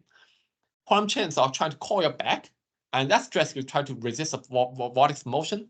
That is what's causing LDL behavior. But what we're seeing here is that as the LDL HDL transition, there's a whole range of interesting phenomena that's happening. That indicates that there's a second drag reduction mechanism. In addition to the vortex suppressing, vortex weakening effect I was talking about in LDL, there's a second mechanism that's that just start at the HDL, right? So there are two different mechanisms of drag reduction, and that second mechanism is something we still didn't understand back then. And these are just videos of vortex dynamics in Newtonian LDL, which is very similar to a Newtonian channel flow. And in HDL, what you can notice immediately is that in HD, so in LDL, the pattern is very similar to Newtonian turbulence, except that the vortices are weaker because of suppression of vortex by polymers. We know it's weaker because we are seeing a lower Q values than the Newtonian flow. But in HDL, not only the vortices are weaker, but they also become much more sparse. Right, there are large regions in which you have almost no vortex at all, but when you have vortex dynamics, they're almost always clustered. They always they always gang up in the vortex dynamics. So there's a different kind of dynamics. So can we come up with a kind of more objective version of this dynamics? That's when we start to use VTEP, the new tool that we have developed. Again, we apply VTEP to Newtonian turbulent flow, LDL scenario, HDL scenario. We can see that it is capturing the axis lines of these different type of vortices very reliably. And once we have this information, we can start to analyze these vortices. The first thing we did is, again, we did a little bit study of a different type of vortices. We can look at different hairpins, hooks, different kind of vortices. We can see that in general, there are much fewer hairpins, there are much fewer hooks, branches, 3D vortices in general for HDL. But you also have fewer streamer vortices as well, right? And because you're having general vortex suppression by polymers. But what's really interesting is when you start to look at the relative fraction of different type of vortices. So what we are plotting here is the percentage of each type of vortex, right? For streamer vortex, what you can see that, so this line here marks the LDL HDL transition. Before the LDR transition, you can see that the streamer vortex takes up about 65% of all the vortex you have. It's almost constant. But after transition, you can see a sharp increase in the fraction of streamer vortices in the flow field. Whereas all the other 3D vortices, they start to decrease after the transition. Okay, so that seemed to what that seemed to suggest is that before the LDR transition, even though the vortices have become weaker, even though we know polymers are suppressing the vortices, that effect is almost uniform for different types of vortices, right? It kills all vortices to the same extent, right? So it suppresses all the vortices to the same extent. But after the LDR transition, it starts to selectively kill those 3D vortices, whereas it gives more preference to the streamer vortices, right? That seems to be what the second mechanism is about. Then we did a little bit of a confirmation analysis, same confirmation analysis I was introducing before. We look at the leg position and the head position of vortices, just so that we know that the extent of a lift up of the vortices. So for the streamer vortices, for Newtonian turbulence, again, we have some flat lying vortices, but we also have a band going vertical up to here. That's a lift up streamer vortices. But as you can see, as you increase Weissenband band number, you can see that this band, this vertical band, is disappearing. Most of the streamer vortices start to lie along diagonal, right?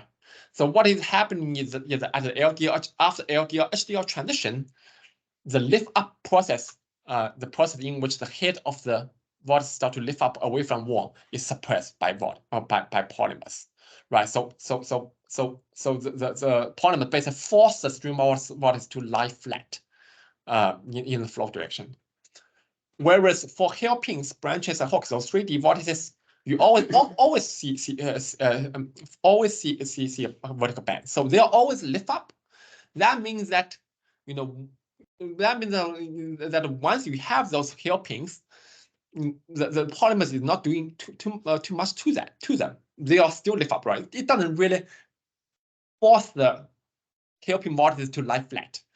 But you are having much fewer vortices, right? You can see that I increase Weiss number. Eventually, I just have 2 free vortices to even do the statistics here.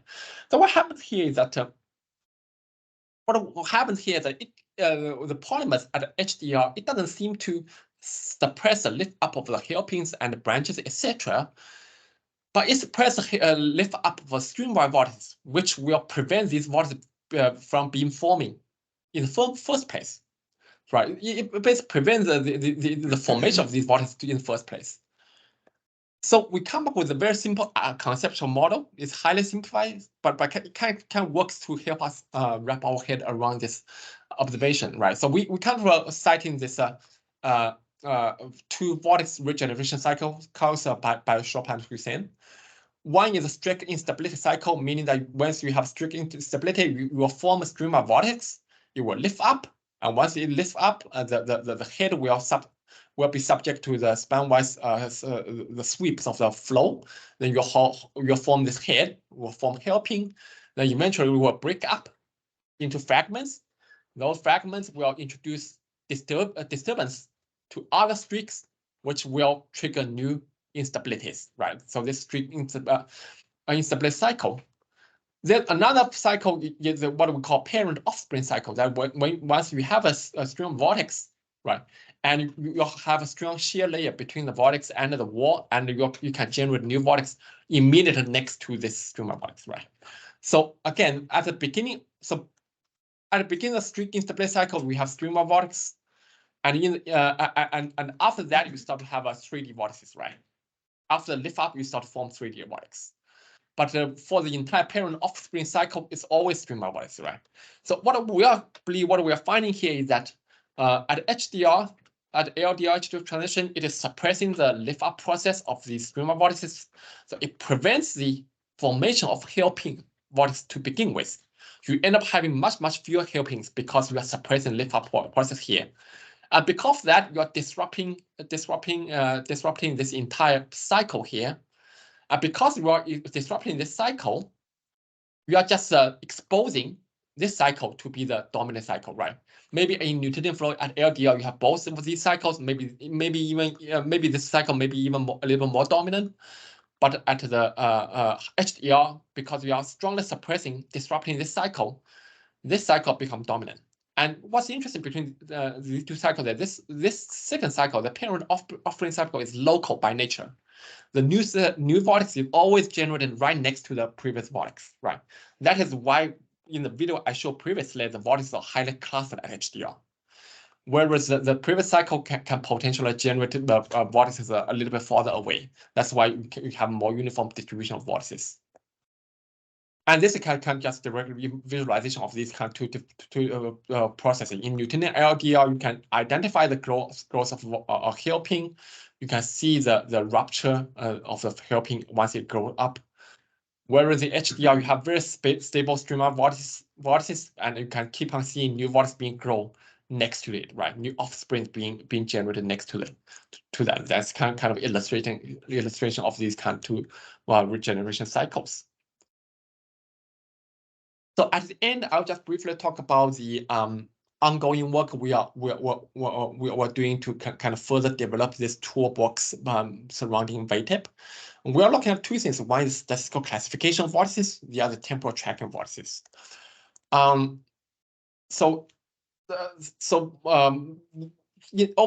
the past 20, 30 years, we have a lot of studies being done about vortices. We have a lot of discussion about hairpin vortices, arc vortices, streamer vortices. There are different names. There are different conceptual models that help us understand vortex dynamics. They were super helpful.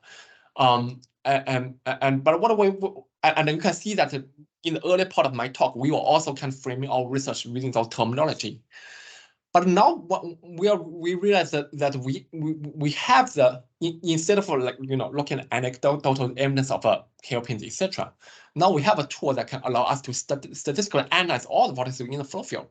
We just want to roll back a little bit and ask a fundamental question: are vortices truly differentiable? Are they truly statistically classifiable? To put it in another word, for example, are streamline vortices and hairpin vortices intrinsically different?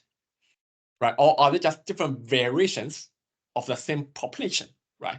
For example, we have human beings that's the same race, but everyone looks slightly different, right? But can you just is that same thing with vortices, or vortices intrinsically different? This is something that we can address from statistics.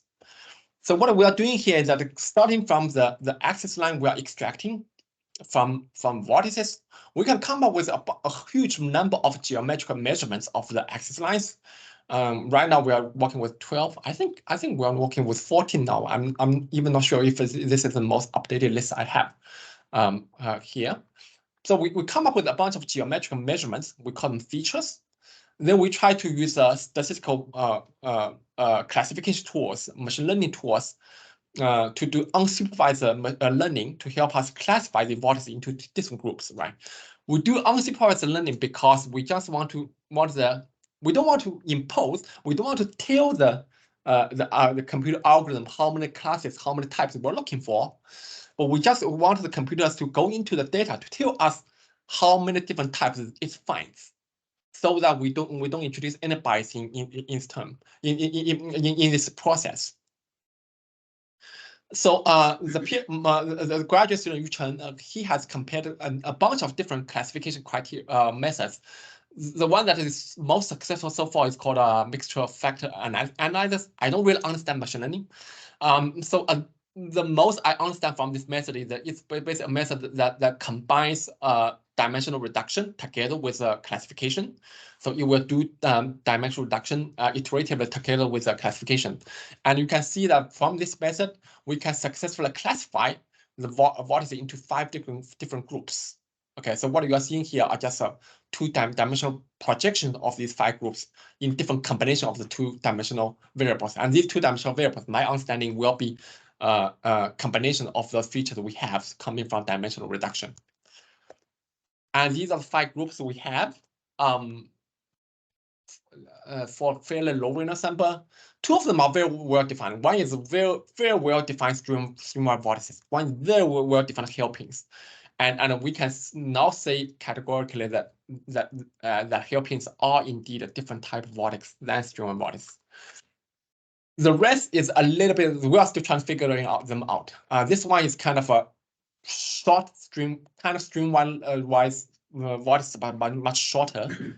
This is kind of curved vortices, but also much smaller than hairpins. And the last one is just tiny fragments. So these are the 5 groups we are finding here, and we are still trying to understand how this classification result will change with different random sample, or what's the role of different category of vortices in turbulent dynamics. Another thing we are doing here is temporal tracking. I think this is similar to what Dr. Matsura was talking about, his hyperclusters. That's looking at the dynamics of a vortex in time. Because so far the tools we have now only allow us to do analysis of a static image of a turbulent flow field. So if you have a static photo of a turbulent flow field, it will tell you how many vortices do we have, what are different types we have, where every vortex is, how big is each vortex. But it doesn't really tell you anything about how one vortex goes about with time goes forward, right? And we are especially interested in what generates new vortices, what causes vortex to merge, what causes vortex to split, and how all these different what we can call lifetime events will what's the relative contribution of these kind of life events to the self-generation cycle of vortices. And with weighted results, this actually quite straightforward, that we can stitch together the individual snapshots of vortices together. For example, what you are seeing here are just a vortices coming from 2 consecutive time snapshots, right? So let's say if you have weighted result come from for one vortex for one time moment, and you find a similar vortex in the next time moment, and you can calculate how much the vortex will move downstream because of convection. So you can move the second vortex backwards a little bit, then just look at how much overlap or do you have between these 2 axis lines to determine whether they are indeed the same vortex or not, right? So that's quite straightforward. It becomes a little bit more complicated if you have splitting and merging between vortices, but they can also all be resolved. So this is highly preliminary. So what I told Richard is that just go to your simulation, find a few representative events you have. So that's not even all the vortices we have in our simulation, just a few of them. You can already see that it's capturing the merging effect of 2 vortices, right? You have 2 vortices merging into one. There's one vortex that's coming from nowhere. That's we call that burst of the vortex. Or you can see a splitting of one vortex from existing vortex, right? So these are the dynamic maps of vortices. So these are just 2 quite quick sample of where we are going. So that's the end. Again, I have quickly introduced the weighting method that we have developed in the past few years, show its capability. We demonstrate its application to help us understand physical questions in elastic turbulent flows. We talk about ongoing developments we are doing regarding statistical classification and temporal tracking of vortices. And again, I think these statements are something that's probably shared by a lot of people in this audience. That's why we are all intrigued by vortex study. We know, despite the development of numerical simulation tools, analyzing and coming up with physical picture coming from simulation results still challenging because of complexity in the turbulent flow field itself. And we are all interested in advancing in vortex analysis tool that can help us better, more efficiently decipher the turbulent dynamics. And in my group, we especially envision a future where turbulence study can be turbocharged by computer algorithm that can allow automated, objective, quantitative, and high throughput analysis of flow structures. And at the end, I'll acknowledge the funding source comes from the Natural Science and Engineering Research Council of Canada. The computing power is allocated by the Digital Research Alliance of Canada, which was called Computer Canada, and on hardware on the supercomputer cluster maintained by ShockNet. And as I was introduced at the beginning, our interest in vortex analysis was catalyzed by our participation in the 3rd Madrid Turbulence Workshop. finalists. Thank you to my group. This is a very incomplete photo of my group, but a lot of people weren't are not included. But thank you everyone for their contribution. Yu Cheng is the one who's currently doing the classification and the tempo tracking. Again, thank you everyone for your time and happy for your questions and comments. Thank you. Thank you. We have one question by Qian Wang.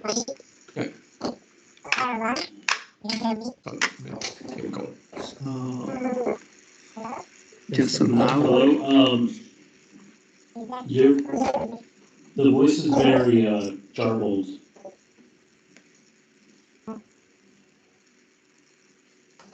We cannot hear you. Yeah, I can't understand you. Can you use your speaker? Turn on your speaker. Mute and turn it on. Mute speak. I don't think he's saying anything. I think I see that you're speaking, but we cannot understand what you're saying. I think it's on microphone. Or maybe he can also try type in the chat. Oh yeah. You could try typing in chat.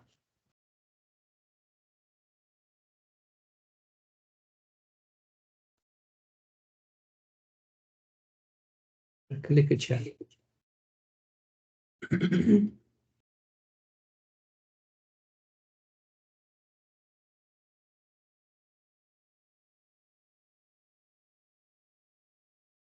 I cannot see it.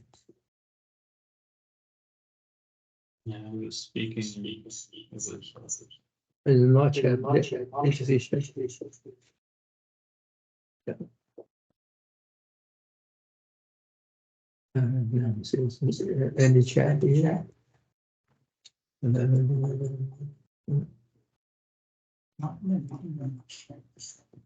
He's probably trying to become. Yeah. Well. Sorry about that. Yeah, let me see. Any others? Questions to Dr. Shi? I don't see. Your report is very impressive and inspiring. I would like to know, in your presentation, you mentioned the percentage of string lines, what is. So do you count them, or do you have any easy method to get the number of each type of what is? Yeah. So so the question is how do we kind of do the statistics of the like a different type of vortex we have, right? So there's an older way of a new way. So the older way, what we're doing is that we basically come up with a definition of each kind of what each type of vortex is, right? So if you have a streamwide vortex, so we look at two index. So once we have axis line, one is we ask the question of how many points do we have in every z-plane, right? For example, if you have a hairpin, so if you try to cut a plane here, you only have 1 point, right? But if you try to cut the plane here, you have 2 points. So if you have a hairpin, for the most part of the hairpin structure, you will have 2 points each time you try to cut it, right? That's first question we ask. Now, if you have a hook, you only have 1 point. Whichever way you cut it, you only have 1 point, right? Same thing with stringwise. Whichever way you cut it, you only have 1 point, right? But again, obviously, this method cannot differentiate between hook and streamwise.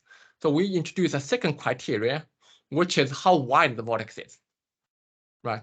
So hook is obviously a lot wider than that streamwise vortex. So we use these two and there's I think, oh, sorry, there are actually a few other criteria I didn't really list in this graph. So there are a few kind of geometrical measurements we did. Then we come up with a kind of flow chart. We say, okay, if your vortex satisfies this criteria, it is a streamwide vortex. Actually, the first question we ask is how big is your vortex? If it's too small, we call it fragment. Once it's large enough, we ask whether you have, for example, a side branch or whether you have 2 legs, etc. So we ask these questions so that we can group those vortices automatically into different groups. Now, these are all done by computer. and then we can count them and do a statistics. The problem with this approach here is that kind of require our human input to define what is a hairpin and what is a hook or whatever. But so we start with our own perception about there must be a category called hook, there must be a category called hairpin. That is why what we are doing the classification study now, because that categorization itself is having human bias. So we try to answer the question about are the different types real, or are they just the same population? They're just small variations in same population. So we are trying to use machine learning to look into are these different types of vortices statistically different. So this is what our ongoing work is about, and it seems that at least hairpin and streamwise vortices are definitely statistically different. They are different groups. You can see see them as different groups on this map. There are other different groups we're having here. We're still trying to understand them. Isn't the method that you're using for classifying already putting some bias into it? Because, for instance, you use the curvature, and so that automatically will differentiate between the linear ones versus, for instance, the hairpin. And you're going to have that differentiation. So you're putting that into the methods that you are using already, correct? That's a great point. So what you are saying here is that you kind of find a secret here. So the definition of the feature that I have, which is the only input we give to the algorithm itself, is still biasing the outcome. But it's classifying it based on that, right? It's so then it cannot differentiate whether they are the same thing or not. It just differentiates about the geometrical features of it, right? But whether it's different or not. So I would say the bias that's introduced here is basically limited by how short the list here is. Basically, if let's say, for example, if you have two groups that are different, but if the difference between the two groups are not considered here, then they will not show up in my classification. But on the other hand, if we keep on expanding the list of features we have here, let's say if we have 10,000 features, which I don't know where we find 10,000 features, but if we have 10,000 features, then through dynamical reduction, we can find about 10,000 which are the real features that's going to differentiate between them. And then we do classification, and that way we can minimize the bias. So whichever way you do, there's always bias we have here, by having more features. So basically, by having more features that we put into the algorithm, we allow algorithm to more option to choose which ones are truly important to differentiate between different classes. Then we can minimize the effect of the bias we have. How I know for a classifier you have to train it. That means you have to have a positive identification and a negative identification. So your positives, are they just all the vortex structures? Or is it you're training it with once like a hairpin and say, hey, these are the hairpins positives, and then here hairpin negatives. I think that's what the question where the bias comes in. So what you describe is supervised learning. So in supervised learning, you have to have a training set in which like someone knows that this is helping. Someone knows this is not helping. Then they match your data against the training set. Then once your algorithm learns, then you apply that to the test set. And that's also the reason why we don't want to do supervised learning. What we do here that we do unsupervised learning. So our data is unlabeled. We don't have a graduate student to kind of tell the computer algorithm which one is which. We just throw the data at the algorithm and say, hey, this is our data. We have like 1 million vortex here. Tell us how many types did you find? So are you, if you go back to the map of all the groups,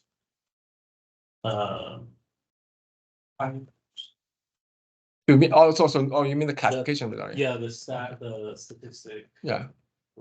Right. Yeah. Yeah. So you're kind of picking these groups, are you looking at which ones are correlated with, like, because they could just be on top of each other, you see that they're correlated. What are you, if there's certain group is on top of another group, are you grouping those two as one group? Or how many groups together that are clustered together is enough for you to classify as that vortex as one group? Or are you taking each of those little clusters as an individual group? So they're on top of each other only because we are looking at a low dimensional projection. Mhm. So for example, we have like 5 variables here, right? So the real space is 5-dimensional, but we are not able to kind of draw a finite dimensional map. So we are drawing different 2-dimensional projections of a 5-dimensional map. So those that give you overlap, they are still separated in a 5-dimensional space. But just in that particular direction, when you're projecting it, they look to be overlapping. So these are slices? They're not, so for example, let's say if I have 2 groups like this, right? But if you're looking at this angle, these 2 groups will appear to be overlapping. But if you have a 3rd dimension, you know that there's separation between the two. So V1. So basically, these 5 groups are you can find separation between them at least in some of the images. So for example, like if, let's say maybe group 1 and 2 are appear to be overlapping in one of the projections. Right. But if you try to look at it from different angles, they are separate. Yeah, it's just I don't see V1 and V1 being compared. You have V1. There's so this is V1, V2, V3, V4, V5, right? This is V1, V. Okay, sorry. That's now I cannot see clearly too. It's okay. I was just wondering because unless the top one is V1. No, it's V2. Yeah. Yeah. No, so this is V2. There are 6 variables. This is V1 through the V6. This is V2 through V6, right? So this is V2. So this is V1, V2 projection. Is V vortex like a classified vortex, or what's V variable? Is it they are basically one would think, but they are just combination of these variables. So the variable relating to the they're combination of the variable. The algorithm will. I don't really understand what the algorithm doing. You can know better than that. No, yeah. But I understand is that the algorithm will test different combinations to see which combination is best at separating these groups. Yeah, ask client if we also try to find some way to show the vortex call, in my opinion.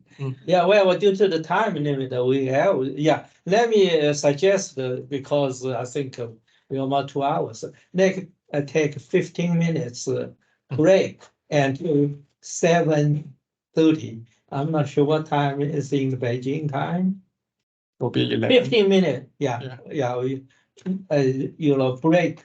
So we come back. I believe Yifi and I should reduce the talk to catch the timetables. So thank you very much. Well, the Dr. Shiki Wei, wonderful talk. Yeah. And thank you for your patience to listen to the meeting, to the speakers. So we just take 15 short break, and we come back in the, let's say, 7:30, right? Yeah. Beijing time is what, 11. Yeah. Sorry, the time is very strange. And if and I should cut the talk to the 45 minutes, I think. Okay. Yeah. Okay. Thank you. Yeah, I think Dr. Wang says, and he will want to pause since to the screen, share the screen. Yeah. Oh, so there's a question from Dr. Yes, what question? Yeah. What question? Yeah. The chat. So the question is, how do we define the starting and end point of the vortex axis?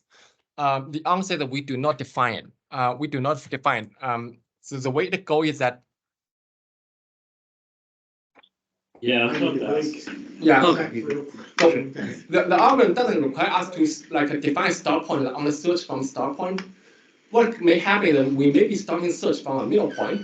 So we may start a search from this point, like go this way, like find this branch.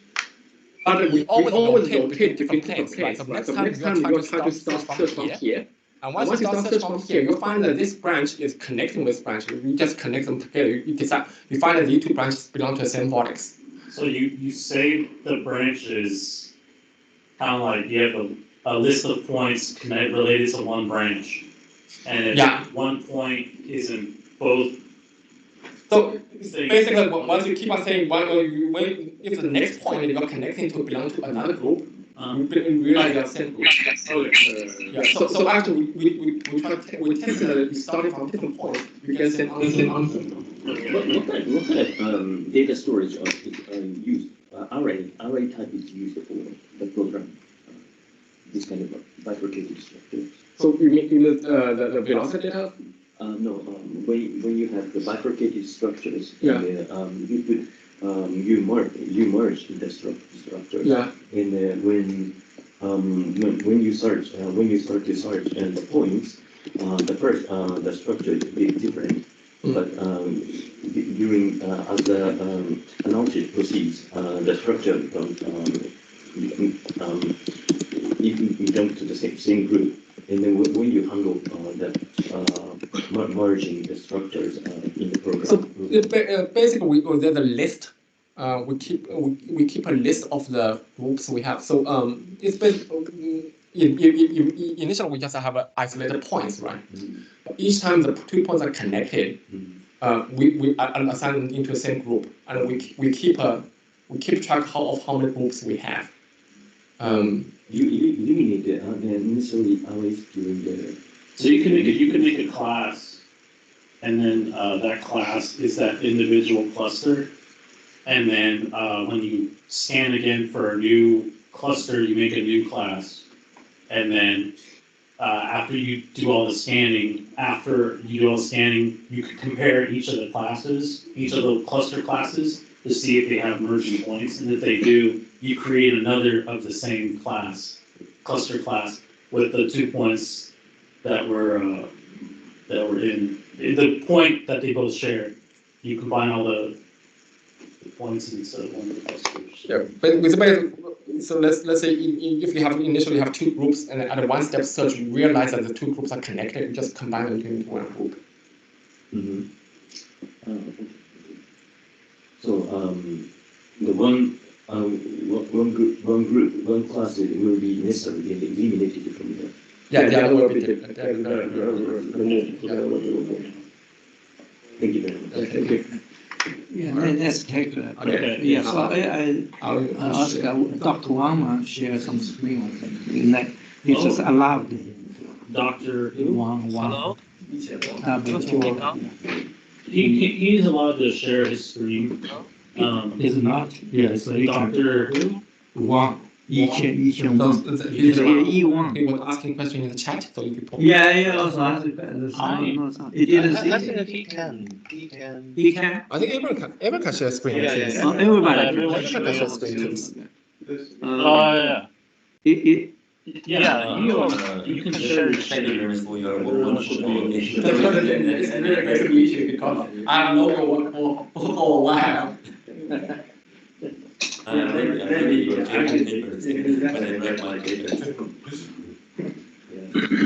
If you want to try to share your screen,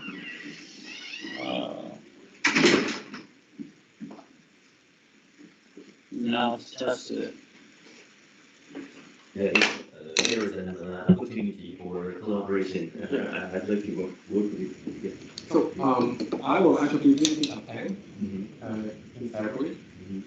I'll be in Nagoya. I have a collaboration. I see. Yeah.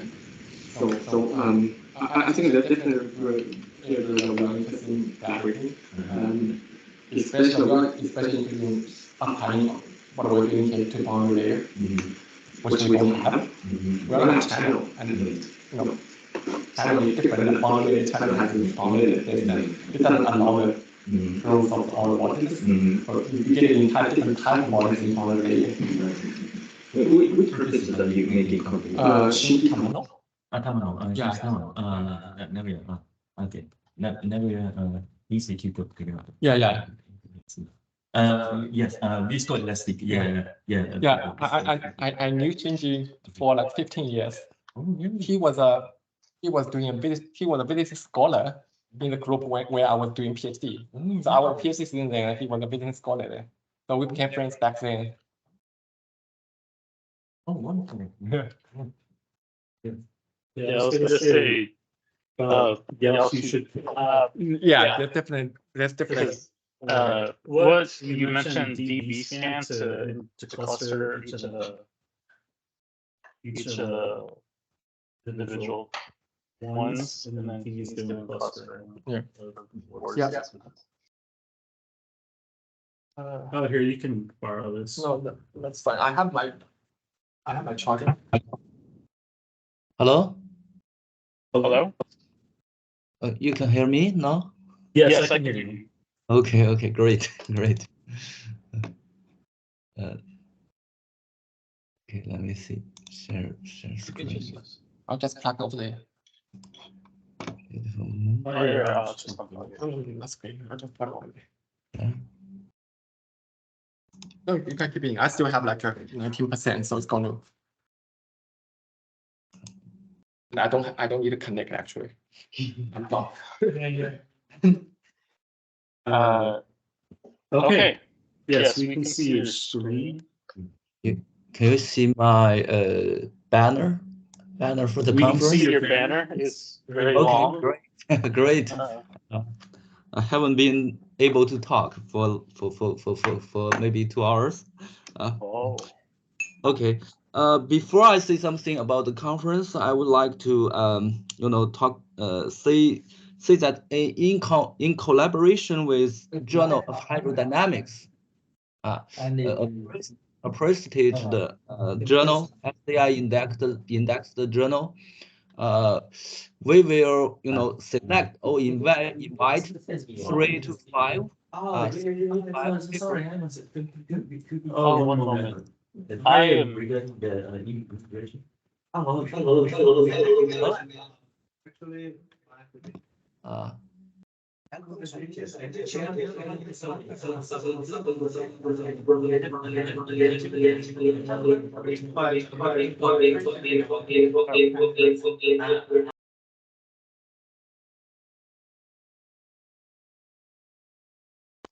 Can you try to speak? Dr. Wang. Okay. So can you hear me now? Hello? Yes, we can hear you. Yes. Okay. So first we will invite 3 to 5 speakers to submit papers to Journal of Hydrodynamics, a prestigious SCI indexed journal from our conference. So I will discuss with Professor Chaoqun Liu and Yan Li after the conference, and we will invite 3 to 5 people to submit paper to this SCI indexed journal. And the second thing is we are going to have an international conference on Liutex in 2024 in Suzhou, and I hope the participants in this workshop can take part in the conference next year. So that's the things I want to say. And in addition, impressive talk to Professor Xi Li. Thanks for answering my question. Okay, that's all for me. Hello? Hello. I'm going to be turning the microphone on and off frequently because the feedback. So give us a moment to respond if you ask any questions. Okay. Go ahead. Okay, that's all for me. Okay.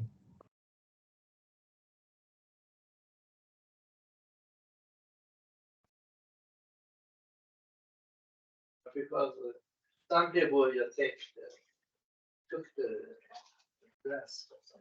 Yeah, we were on break, so You can repeat that. if you want to repeat it when you begin. We'll see that in a couple of minutes. Yeah, we started in about 3-4 minutes. Yeah, so.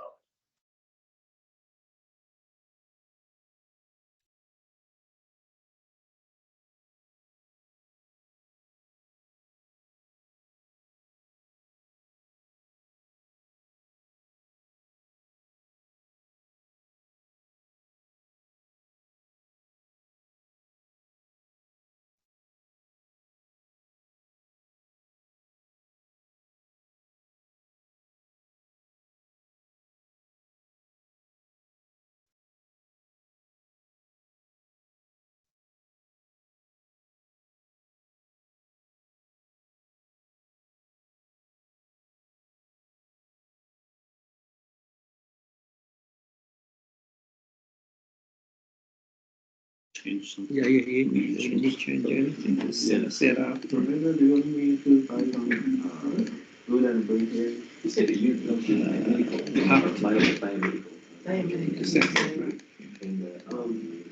when we focus on the part, the lady, I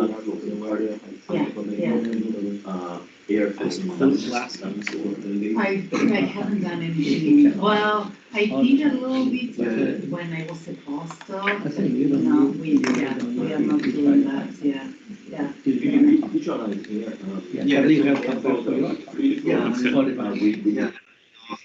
For example, the CT scan or a non-online or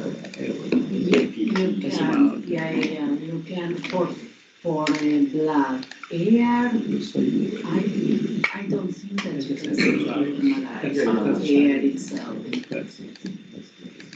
Yeah, because you need some contrast or something. I don't think you can see air. I mean, you can see the expansion and contraction, right? But blood you can track it. You can with ultrasound. You don't need the standard. So you can. And sometimes Oscar's here. What? He wants to get make you work a little better. I'd like to know how that. Is pizza good for everyone? Yeah, sorry. We don't have. Do y'all have any dietary restrictions? No? Do you guys have any dietary restrictions? No. We are going to buy some pizza and bring Okay. here. I know Oh, you're. cool. Thank you. Great. Yeah, that's We will. Yeah. We will. It should be good. Some sandwiches or something. All the voices are gonna come out of his laptop, so. Okay. Okay. Now feels like a final exam started. Well, we need to share screen. I cannot find where to share the screen. The arrow. Not cut here. And Well, Oh, you need. we need to do not in the right. I don't think this is. Okay. No. Not really. Yeah. Yeah, setting at present. Oh, I'm stupid. I think we can. Now you could do it. Now. Yeah, you can. Sure, done. All right. Okay. Now we can. Wait. Okay. So.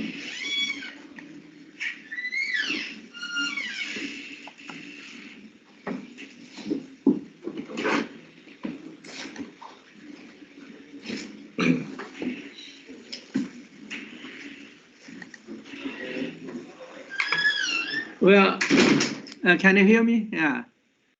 Let's start. Yeah, you can hear. You can? Can you hear me? Yeah, good. Okay. Sounds good. Yeah. I've been here, everybody know me, so I don't need to introduce myself. Yeah, my name is Hawking Liu from University of Texas in Arlington, Texas. So I just give, the title itself is challenging. So a unique and rigorous vortex definition and identification. That's what I want to talk. I need to explain why. That's the outline of my talk. So why we need to answer these questions. We know vortexes everywhere. It's a tornado, hurricane, and turbulence, even galaxy, so everywhere in the universe. However, we really don't have a rigorous mathematical definition for vortex. So, well, that's we try to give a rigorous mathematical definition of actually it's a local fluid rotation. So this is I given firstly in 2017, and previously we called it Liutex. Then we changed the name to Liutex because some kind of problem happened. So the Liutex really, this still R doesn't mean Liutex.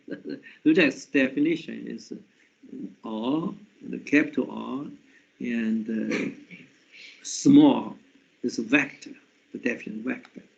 And the magnitude, it is defined, given the explicit formula by Dr. Wang in the 2019.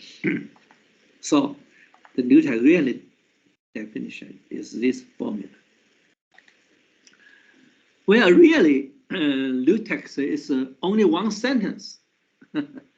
So this is one Liutex, one sentence and one formula. What is one sentence? The one sentence is Liutex try to extracting the rigid rotation part from the velocity gradient tensor. We have velocity gradient tensor. We try to extract the rigid rotation. That's we call this. This is Liutex. Really, it is local fluid rotation, or we say vortex. So really, Liutex is a vortex. But that means vorticity cannot be represented, fluid rotation of vortex. But vorticity must decompose two parts. One is rotation, rigid rotation. The other part is shear. Then we call the RS decomposition. One sentence, what is Liutex? One sentence, rigid rotation. And one formula, what's one formula? We see the dV, we know this is the velocity, increment. So there should be, according to mathematics, should be vorticity gradient dot product from some direction. So then equal to lambda O. That means, this dot product equal to R itself. This apparently physically meaning we only have stretching, nothing rotated. The stretching, this is the physical. Mathematical, this is the eigenvalue and eigenvector. So from this, we get a local, rotation, rigid rotation. That's I said. What is a Liutex, theory? That's one sentence and one formula. Okay. From this concept, it's easy to get the, formula, explicit formula for the magnitude. So that's what I say. Well, then why is local rotation axis? Well, that's what I said. Well, you see that? So your Liutex direction, in the Liutex direction, you only can have the stretching, nothing rotated. So that means you are rotating axis.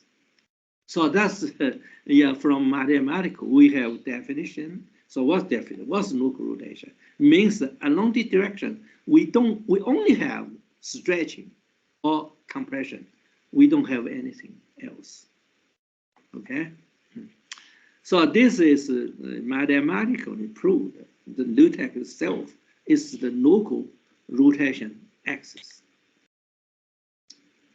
Well, then we need to define the, magnitude. Of course, the fluid rotation angular speed. So we define the Liutex strength is twice the angular speed. Why? This is still based on our decomposition of velocity gradient tensor. You see that That's we call the principal matrix of the velocity gradient tensor. You see the two zeros, y had two zeros. That means in the z direction, you only have stretching. Z direction is nothing else, Liutex direction. So if this is standard, formula for the we call the principal metric, velocity gradient metric. So we can, divide the three parts. The first part is the Liutex part, is rigid rotation. The second part is the stretching. The third part is the shear. So three parts we can get a decomposition for the velocity gradient tensor. Okay, and then, well, that's a question. What means natural vortex? We say Liutex is local fluid rotation.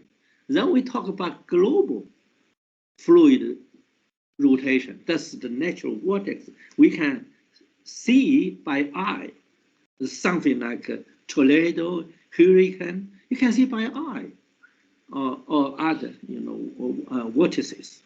So that's we gave the definition. What is that definition? The definition here, or it is the magnitude of Liutex, So if di is 0, that means, the R gradient, R is Liutex magnitude gradient, and dl, that means they are parallel. They are parallel. Yeah. Usually, if we have, and we have R isosurface, that means in the isosurface, the R is constant. Of course, the R is, we know that, the Liutex should be, the gradient of the Liutex should be, orthogonal to the isosurface. So we just define this, gradient of the Liutex and dl, that's, isosurface. They, well, as I said, their dot product should be 0.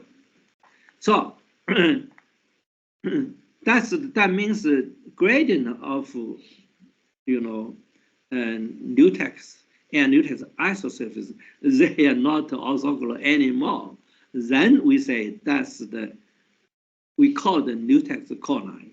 Or we say, always say there's a natural vortex, because natural vortex is a group rotation, not just local rotation. So that's we answer the question: what's the local fluid? What's its natural vortex definition? So we give the definition like that. I just briefly talk about 3 generations. First generation, we know it is given by Helmholtz 1858. They think the vortex is a vorticity tube, but this is published in almost all the textbooks. They say, what is vortex? Vortex is defined as a vorticity tube or vorticity line, or we call it vorticity filaments. That's the first generation, but anyway, we made trouble with that. And the second generation, there's currently popular vortex identification, including a lot of like delta criteria, Q criteria, lambda CI, lambda 2, but they have some limit. That's what we say. Liutex, including omega, Liutex, omega, and Liutex coline, we call it 3rd generation. Why did that? Let me look at it. The vorticity based definition immediately meet contradiction. What contradiction? Like laminar boundary layer, the vorticity is very large, but vortex is 0 because we don't have a rotation. And so vorticity apparently you cannot use for vortex. Unfortunately, vortex, same word, in the Chinese. In English, very similar words. Well, in Arabia, India language, they same words, same word. So that's not very strange. So they used vorticity tubes as a vortex, but unfortunately it's not. Yeah. Well, it says immediately get a contradiction like channel flow. You have very big vorticity, but no rotation. 2D boundary layer is same thing. You have very big vorticity, but you don't have they cannot equal because vorticity is large, vortex zero. Vortex is full rotation. If we look at DNS results, that's the lambda vortex, you will see that first is the largest part of vorticity is outside the vortex. But inside the vortex, the vorticity is small. So there's a contradiction. You cannot use vorticity. There's don't have a linear relation. They don't have linear relation. Yeah, so you said vortex area, the vortex is small. You said non-rotation area, the vortex is large. So that's just a contradiction. That's again you say, well, Rubinson also said the vortex happen where the vorticity is relatively weak, small, just like DNS. That's just opposite. Yeah, just opposite. Also, we can look at this. Their direction is also different. This is 9 is vorticity 9. So they're not parallel. They're orthogonal to the vortex structure. So from these examples, you can see clearly we cannot use vorticity to represent the vortex like the textbook tell us, for over 100 years. So almost all fluid dynamics textbooks say that vortex is what is a tube, what is an eye. Unfortunately, it's not.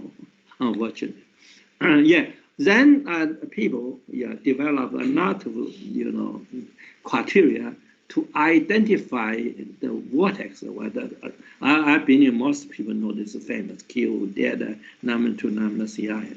I think. Well, do we have any problem with the second generation? Yes, I think we have. They are all scalars, but the vortex is a vector. The human, common knowledge is we cannot use a scalar to represent a vector. Vector has 3 scalars. It is 3 by 1 matrix. You cannot use one scalar. Now, physical meaning also not very clear. What is Q? What is number 2? What's the physical meaning of it? They don't have any clear physical meaning. The third one is they all contaminated by sharing and stretching. And I think they are very, threshold sensitive. When you change the threshold, all vortex will be changed. All disappear. I say different threshold will give different vortex structure. Well, let me see this. For example, this is a flow transition, the helping vortex. And if we use, large threshold, you will find that the older breaks, vortices break down, all of them. But if you use small threshold, all the vortexes link together. Then the vortex break down or not break down is not determined by physics. It's determined by, vortex identification methods, and depending on the threshold. It doesn't make a lot of sense. Why are we doing that? So that's physics. Is a vortex break down or not break down? That's determined by threshold. Like this, you can see that if we change it, threshold, the vortex structures changed. You see the vortices become vortex break down. So you see that. That's not by either DNS or experiment. That's decided by the. Okay, now I come back to the third generation, where apparently they are vector. So first they are vector. They are locally rotate axis. They are eigenvector of the velocity gradient tensor. they have the magnitude is twice of the rigid rotation, or angular speed. That's the definition. And well, I think I don't spend too much time to explain the Liutex. I think it's developed by the UTI team here, and we can say people spend 160 years since him was given the first generation, 1858. And finally, we find the mathematical definition for vortex, for local fluid rotation, quantitatively, quantified, not quantitatively. Quantitatively, God just give the graphics, approximations. This is exactly unique, exclusive, local rotation and lateral vortex. So since then, we already published 4 books, I think, about the Liutex. And we will publish 2 more books in 2024, because we already, that's almost done. The PDF is almost done. So then also for this workshop, we'll publish another book, spring by spring collection. So we have 2 more spring books publishing 2024. And so we can use this for full transition, something like that. So I think if we see that the Liutex is not like vorticity, they're parallel to the vortex, not orthogonal like vorticity, not orthogonal. And I think if we agree, say it's a local, rotation is defined by Liutex, or we say rigid rotation. So we can see that, here or is Liutex. Eta, Xi, and epsilon are shears. You see how serious is vorticity contaminated by the shears. This is all shears. So for the delta, we get more complicated. As I said, we don't know physical meaning is that, but we only know because 3 things. We say rigid rotation, stretching, and shear. We only 3 things. If we see the delta, you see the combination, all of them, shear and stretching. If we look at Q, Q will have maybe more problems. The problem first is I think shear, and I think the shear and the stretching contamination, and even more serious. We define that the vortex area is Q greater than 0, but because we had a formula, even Q is less than 0, the delta could be greater than 0. So that means they misjudgment. The vortex area, they misjudged as the non-rotation area. So the Q will have more serious problems. We're most close to the Liutex, I think, is number CI. They call it swirling strength, but it is still shear contaminated. And also they use the non-orthogonal coordinates. But we say the Liutex use all of them use the orthogonal coordinate system. So all of them, what identification is a mix of shear and rotation. Only the Liutex is defined as a rigid, rotation, angle speed. That's only.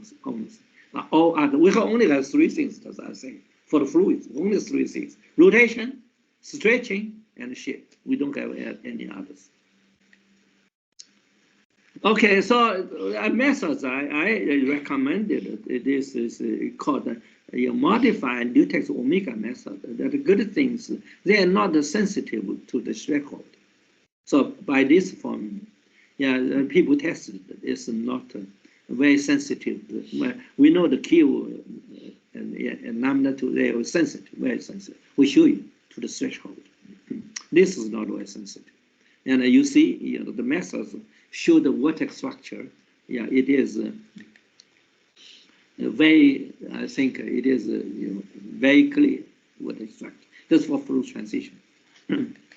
And then also we say we try to find Liutex core lines, but unfortunately, we're still in the development stage. So we can use the hand, to catch, the vortex core line or Liutex core line. But we try to get automatic. The good things with the definition is that that's the gradient of Liutex cross product with the Liutex, the gradient Liutex magnitude, the cross product with the Liutex direction is 0. So that's the definition. I say that's also definition for natural vortex.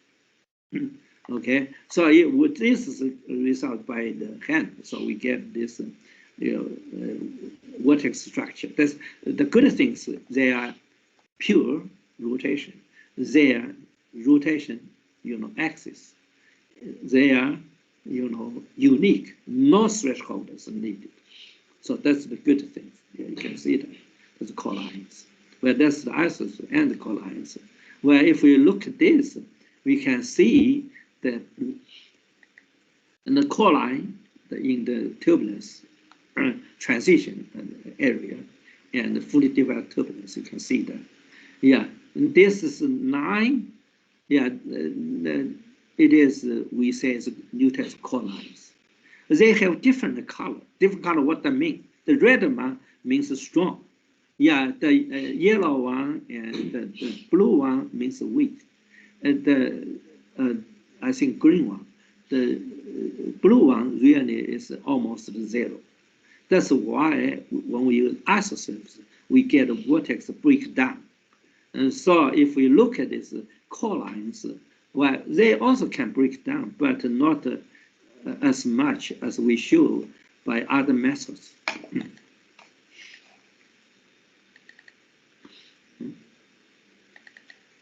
Okay, so we can compare these Q methods, and this is the Liutex core line methods.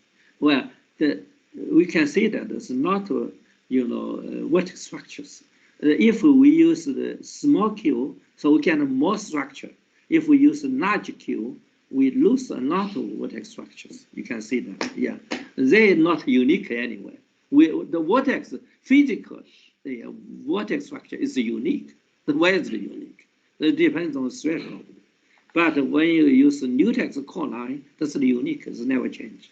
The color means strength, yeah, because the color, of course, is Liutex. The Liutex is large, means red. That means rotation is strong. If it's yellow or the green, that means weak. If blue, is almost 0. So that means that's unique. Well, other good things, they give the, vortex, the direction, rotation, directions, because they are vectors. It's not only, scalar.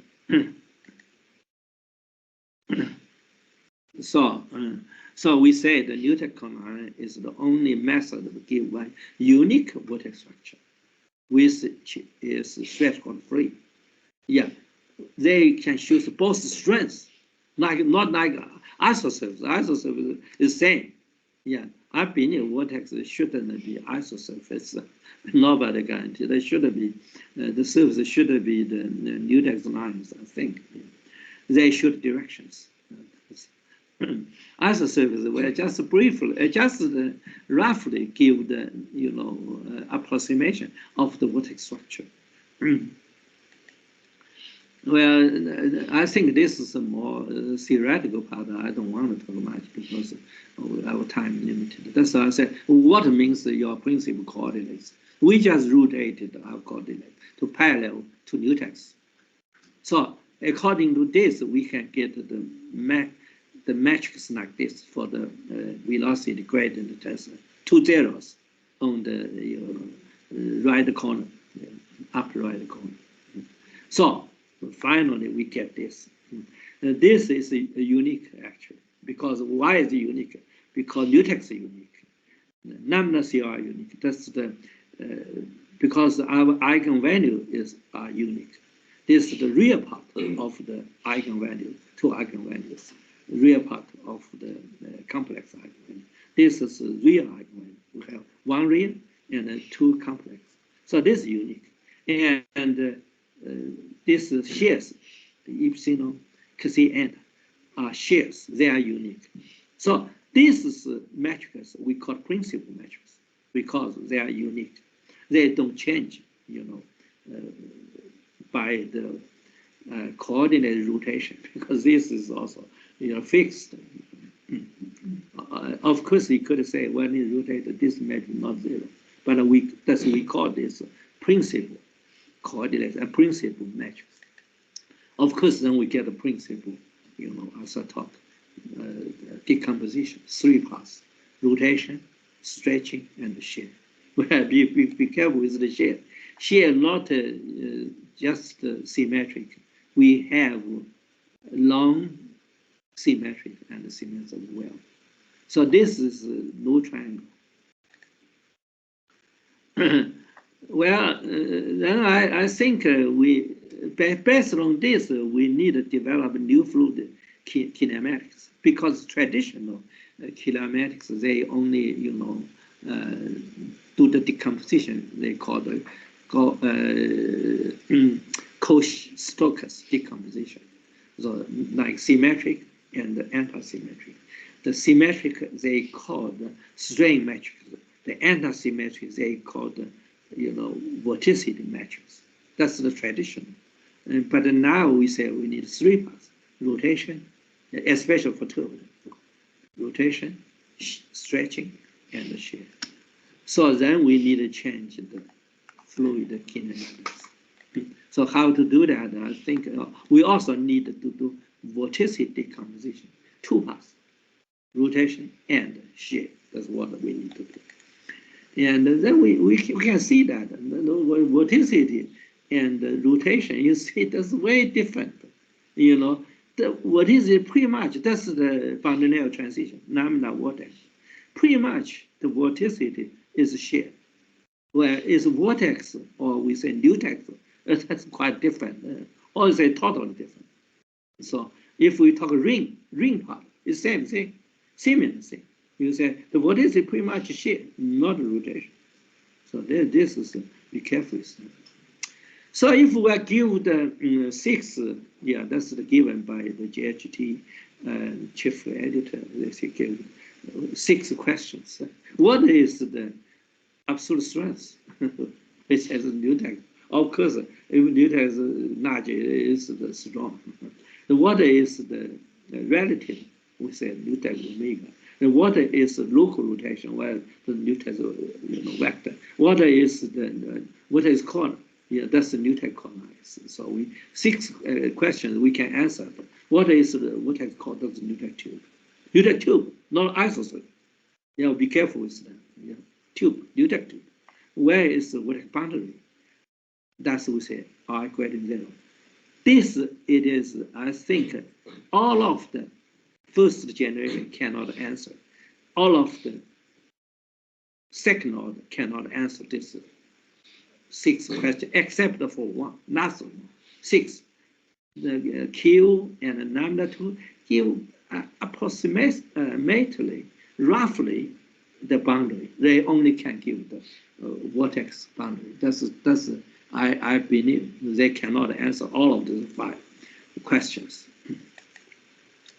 So that's I list a table, so you can find it. They almost cannot answer all of these questions. But Liutex omega, this column, they can answer all of these questions. Because I think our vortex study or vortex dynamics cannot stay on the quantitatively, estimate approximation, we need to give unique, accurate, mathematical, definition for the vortex analysis. We become a science. Yeah, just like we do the math. We don't have math in the biology before, so then we try to develop mathematics. The vortex study the same thing. We don't have definition for the vortex, just the approximation, estimate, something like. This is not science. Science, you need to quantify. We need to quantify. That's what I'm saying.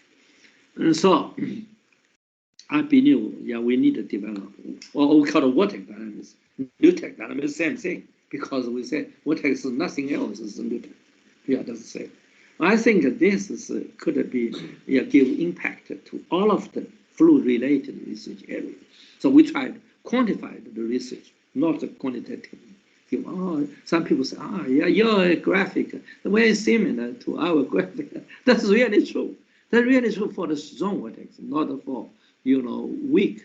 When the strong and weak vortices coexist, where they cannot distinguish. So, but Liutex of course can be unique. Yeah.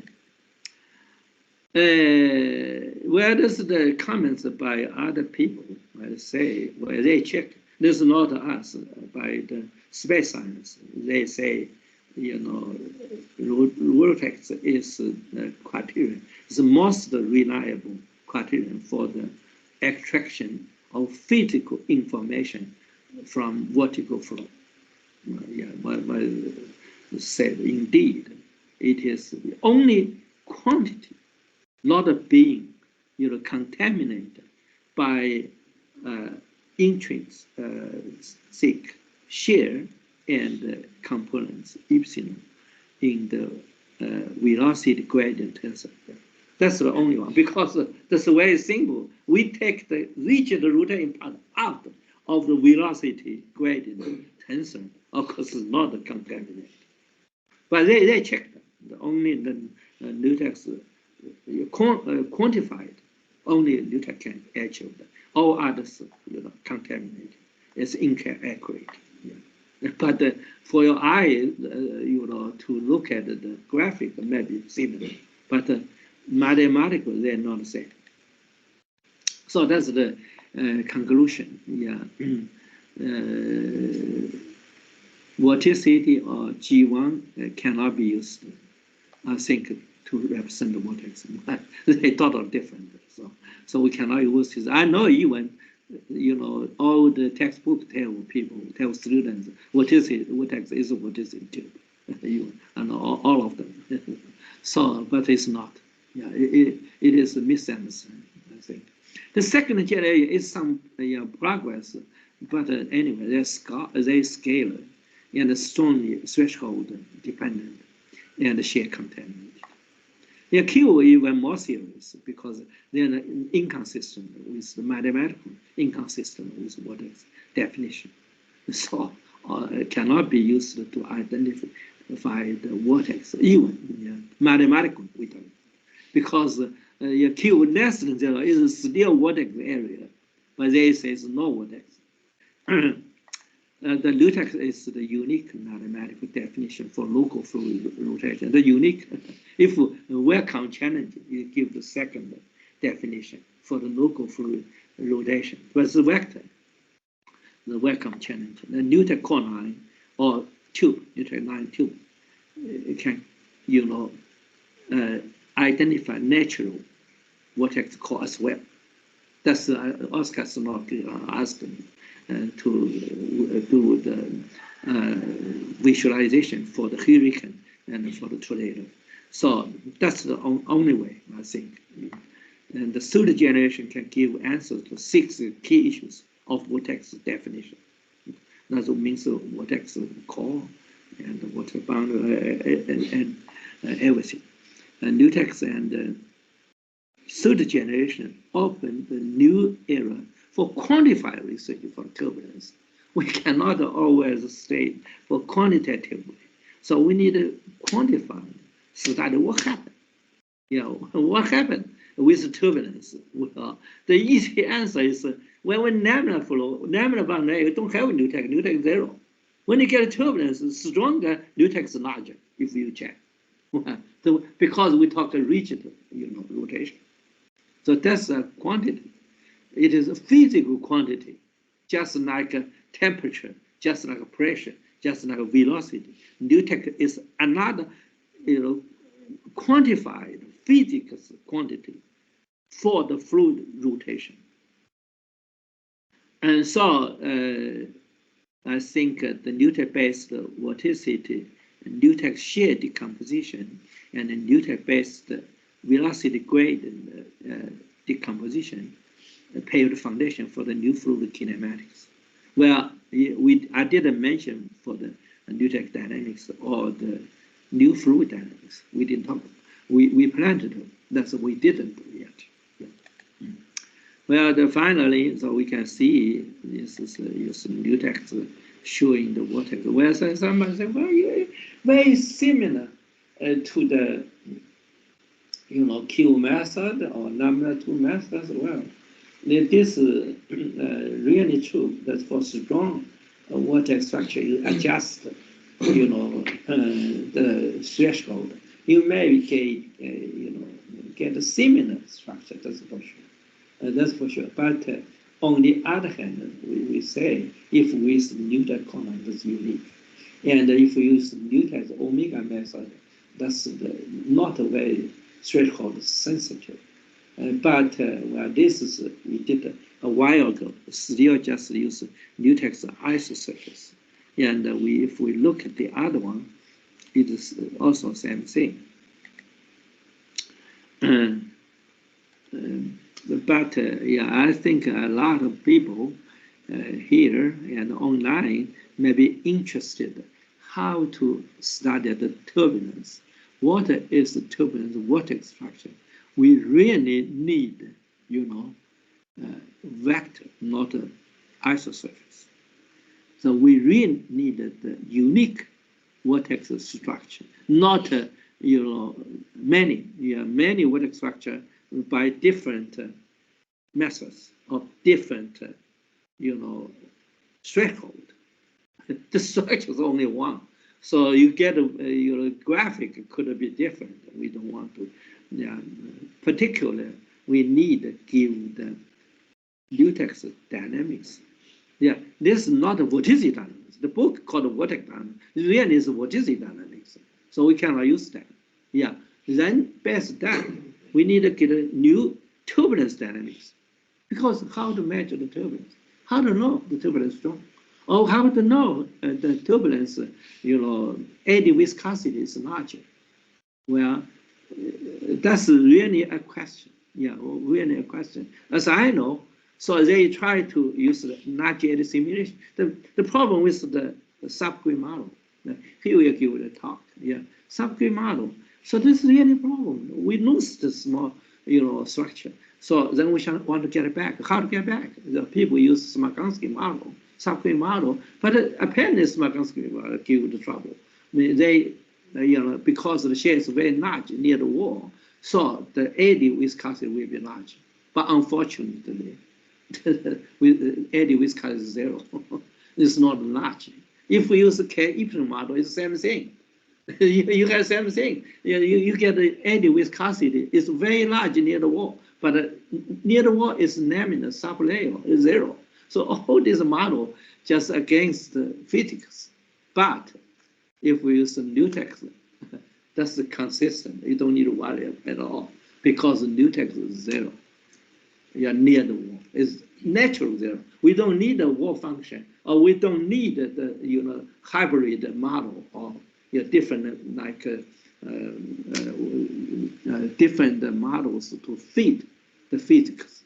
Yeah, because we have the physical answer. We have the experimental data. We try to fit the we don't need to do that. We can use one function only, so you can match all of them because of water turbulence. Water means turbulence. Well, when you get a rotation, it's strong. The vortex is strong. So no, the turbulence is strong. So turbulence, shear, we call it eddy viscosity is strong. So this match the physics. Well, I think I should stop here, but if it's not, but we may have to change the. No, sorry about that. Yeah, let me. Yeah, I'm ready to answer any questions. So let me see what I can do here. The comments, what you're saying is that what we teach our students is wrong. Say again. What you're saying is what we teach our students in year 1 and year 2 fluid dynamics, Right. when we talked about vorticity and vortex, Yes. is wrong. We mislead them. I believe it's wrong. When we teach, every school teaches the students. So what is vortex? What is the truth? Yeah, well, Yeah, this is the definition. But it's wrong. When we talk vortex, we talk rotation. Yeah, people agree that there's a common sense. So it is not a share, but unfortunately, they treat the share as a vortex. The share is not a vortex. Well, if we common sense, yeah, we talk to the tornado. Why it got tornado? Why tornado caused the disaster? Why? Because rotation, not by share.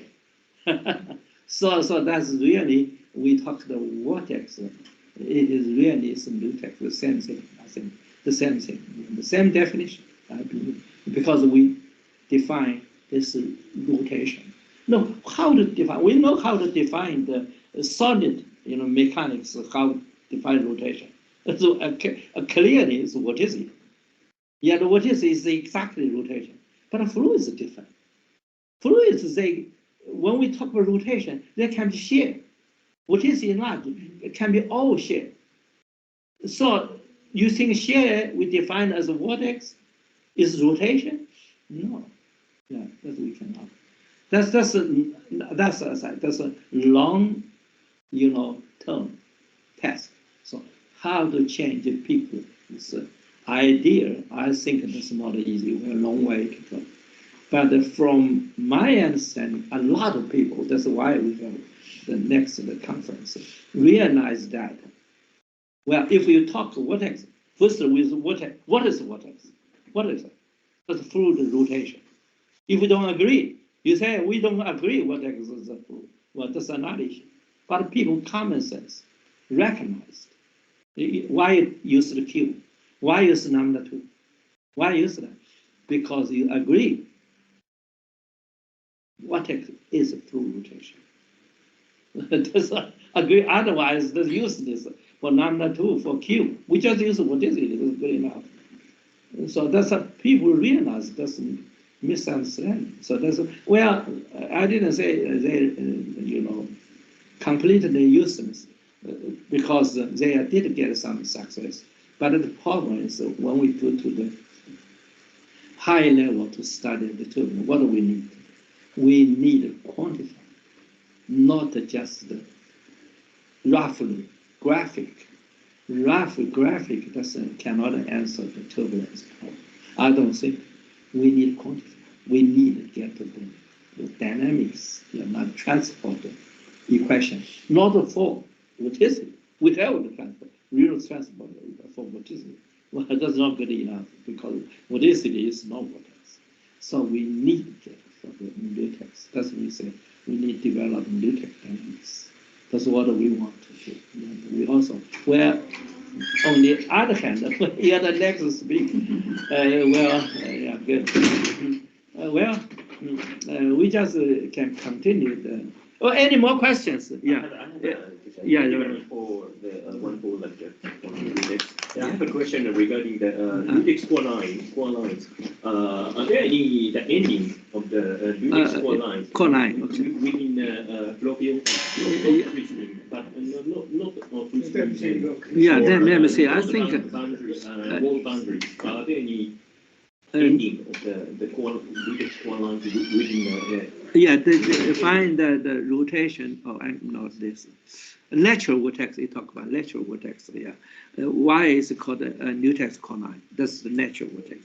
So my, the definition given by me, you just, for example, we have, Liutex isosurface, right? Liutex isosurface, it means Liutex equal to each other, every point. then there is must be orthogonal with the Liutex. You understand? Yeah, if the Liutex surface is parallel to Liutex, but gradient of Liutex is orthogonal. Gradient is orthogonal. Well, when they go to the core line, they must parallel. They cannot be. Why? We don't have isosurface. In the core line, we don't have isosurface. So you cannot say they orthogonal. They must parallel.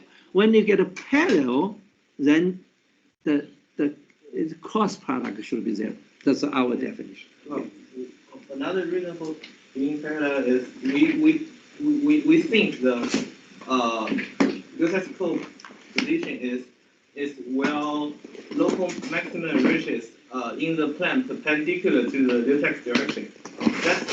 That's in the plane perpendicular to the rotational axis, where the local maximum reaches.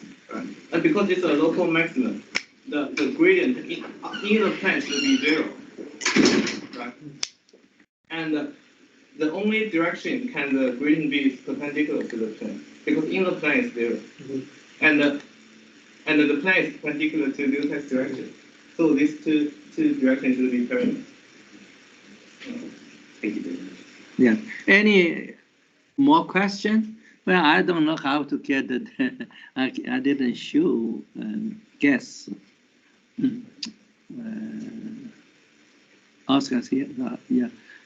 How to show that? I cannot see it. Click one. Yeah. On upper right corner. Upper right corner. No, yeah, I can, but I want to see that I can, yeah, I can quit this. Yeah, you can. Yeah, quit that. Okay, then I see. Well, any question? We only have 16 people. So, any questions for online people? And if you have, otherwise, I think we need to switch to the next speaker. Dr. Ife is the assistant professor of research in the UTA.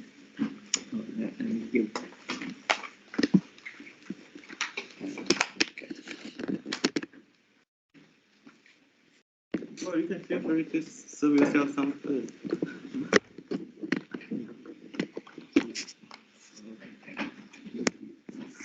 It's better.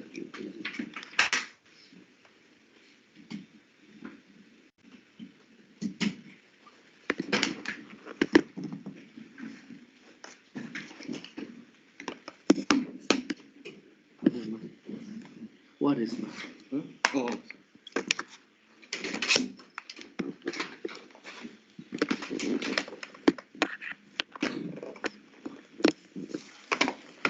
Sorry for your waiting. Yeah, the next speaker is Dr. Ife. You can. Yeah.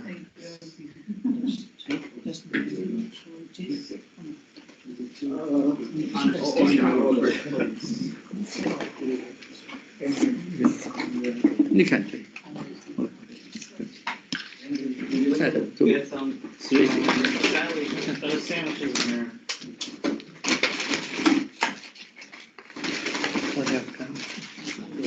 Yeah, whatever. And keep the receipts. Oh yeah.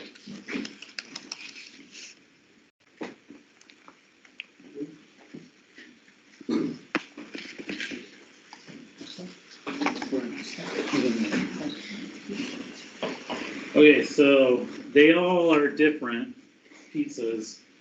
One of them's veggie. This has pepperoni. This is like bell pepper Hawaiian. And then that's it. This has pesto and chicken. And then that's the veggie one. They're artichoke hearts. It was some weird pizza place. You just picked 4 random pizzas. And then there's 3 different sandwiches.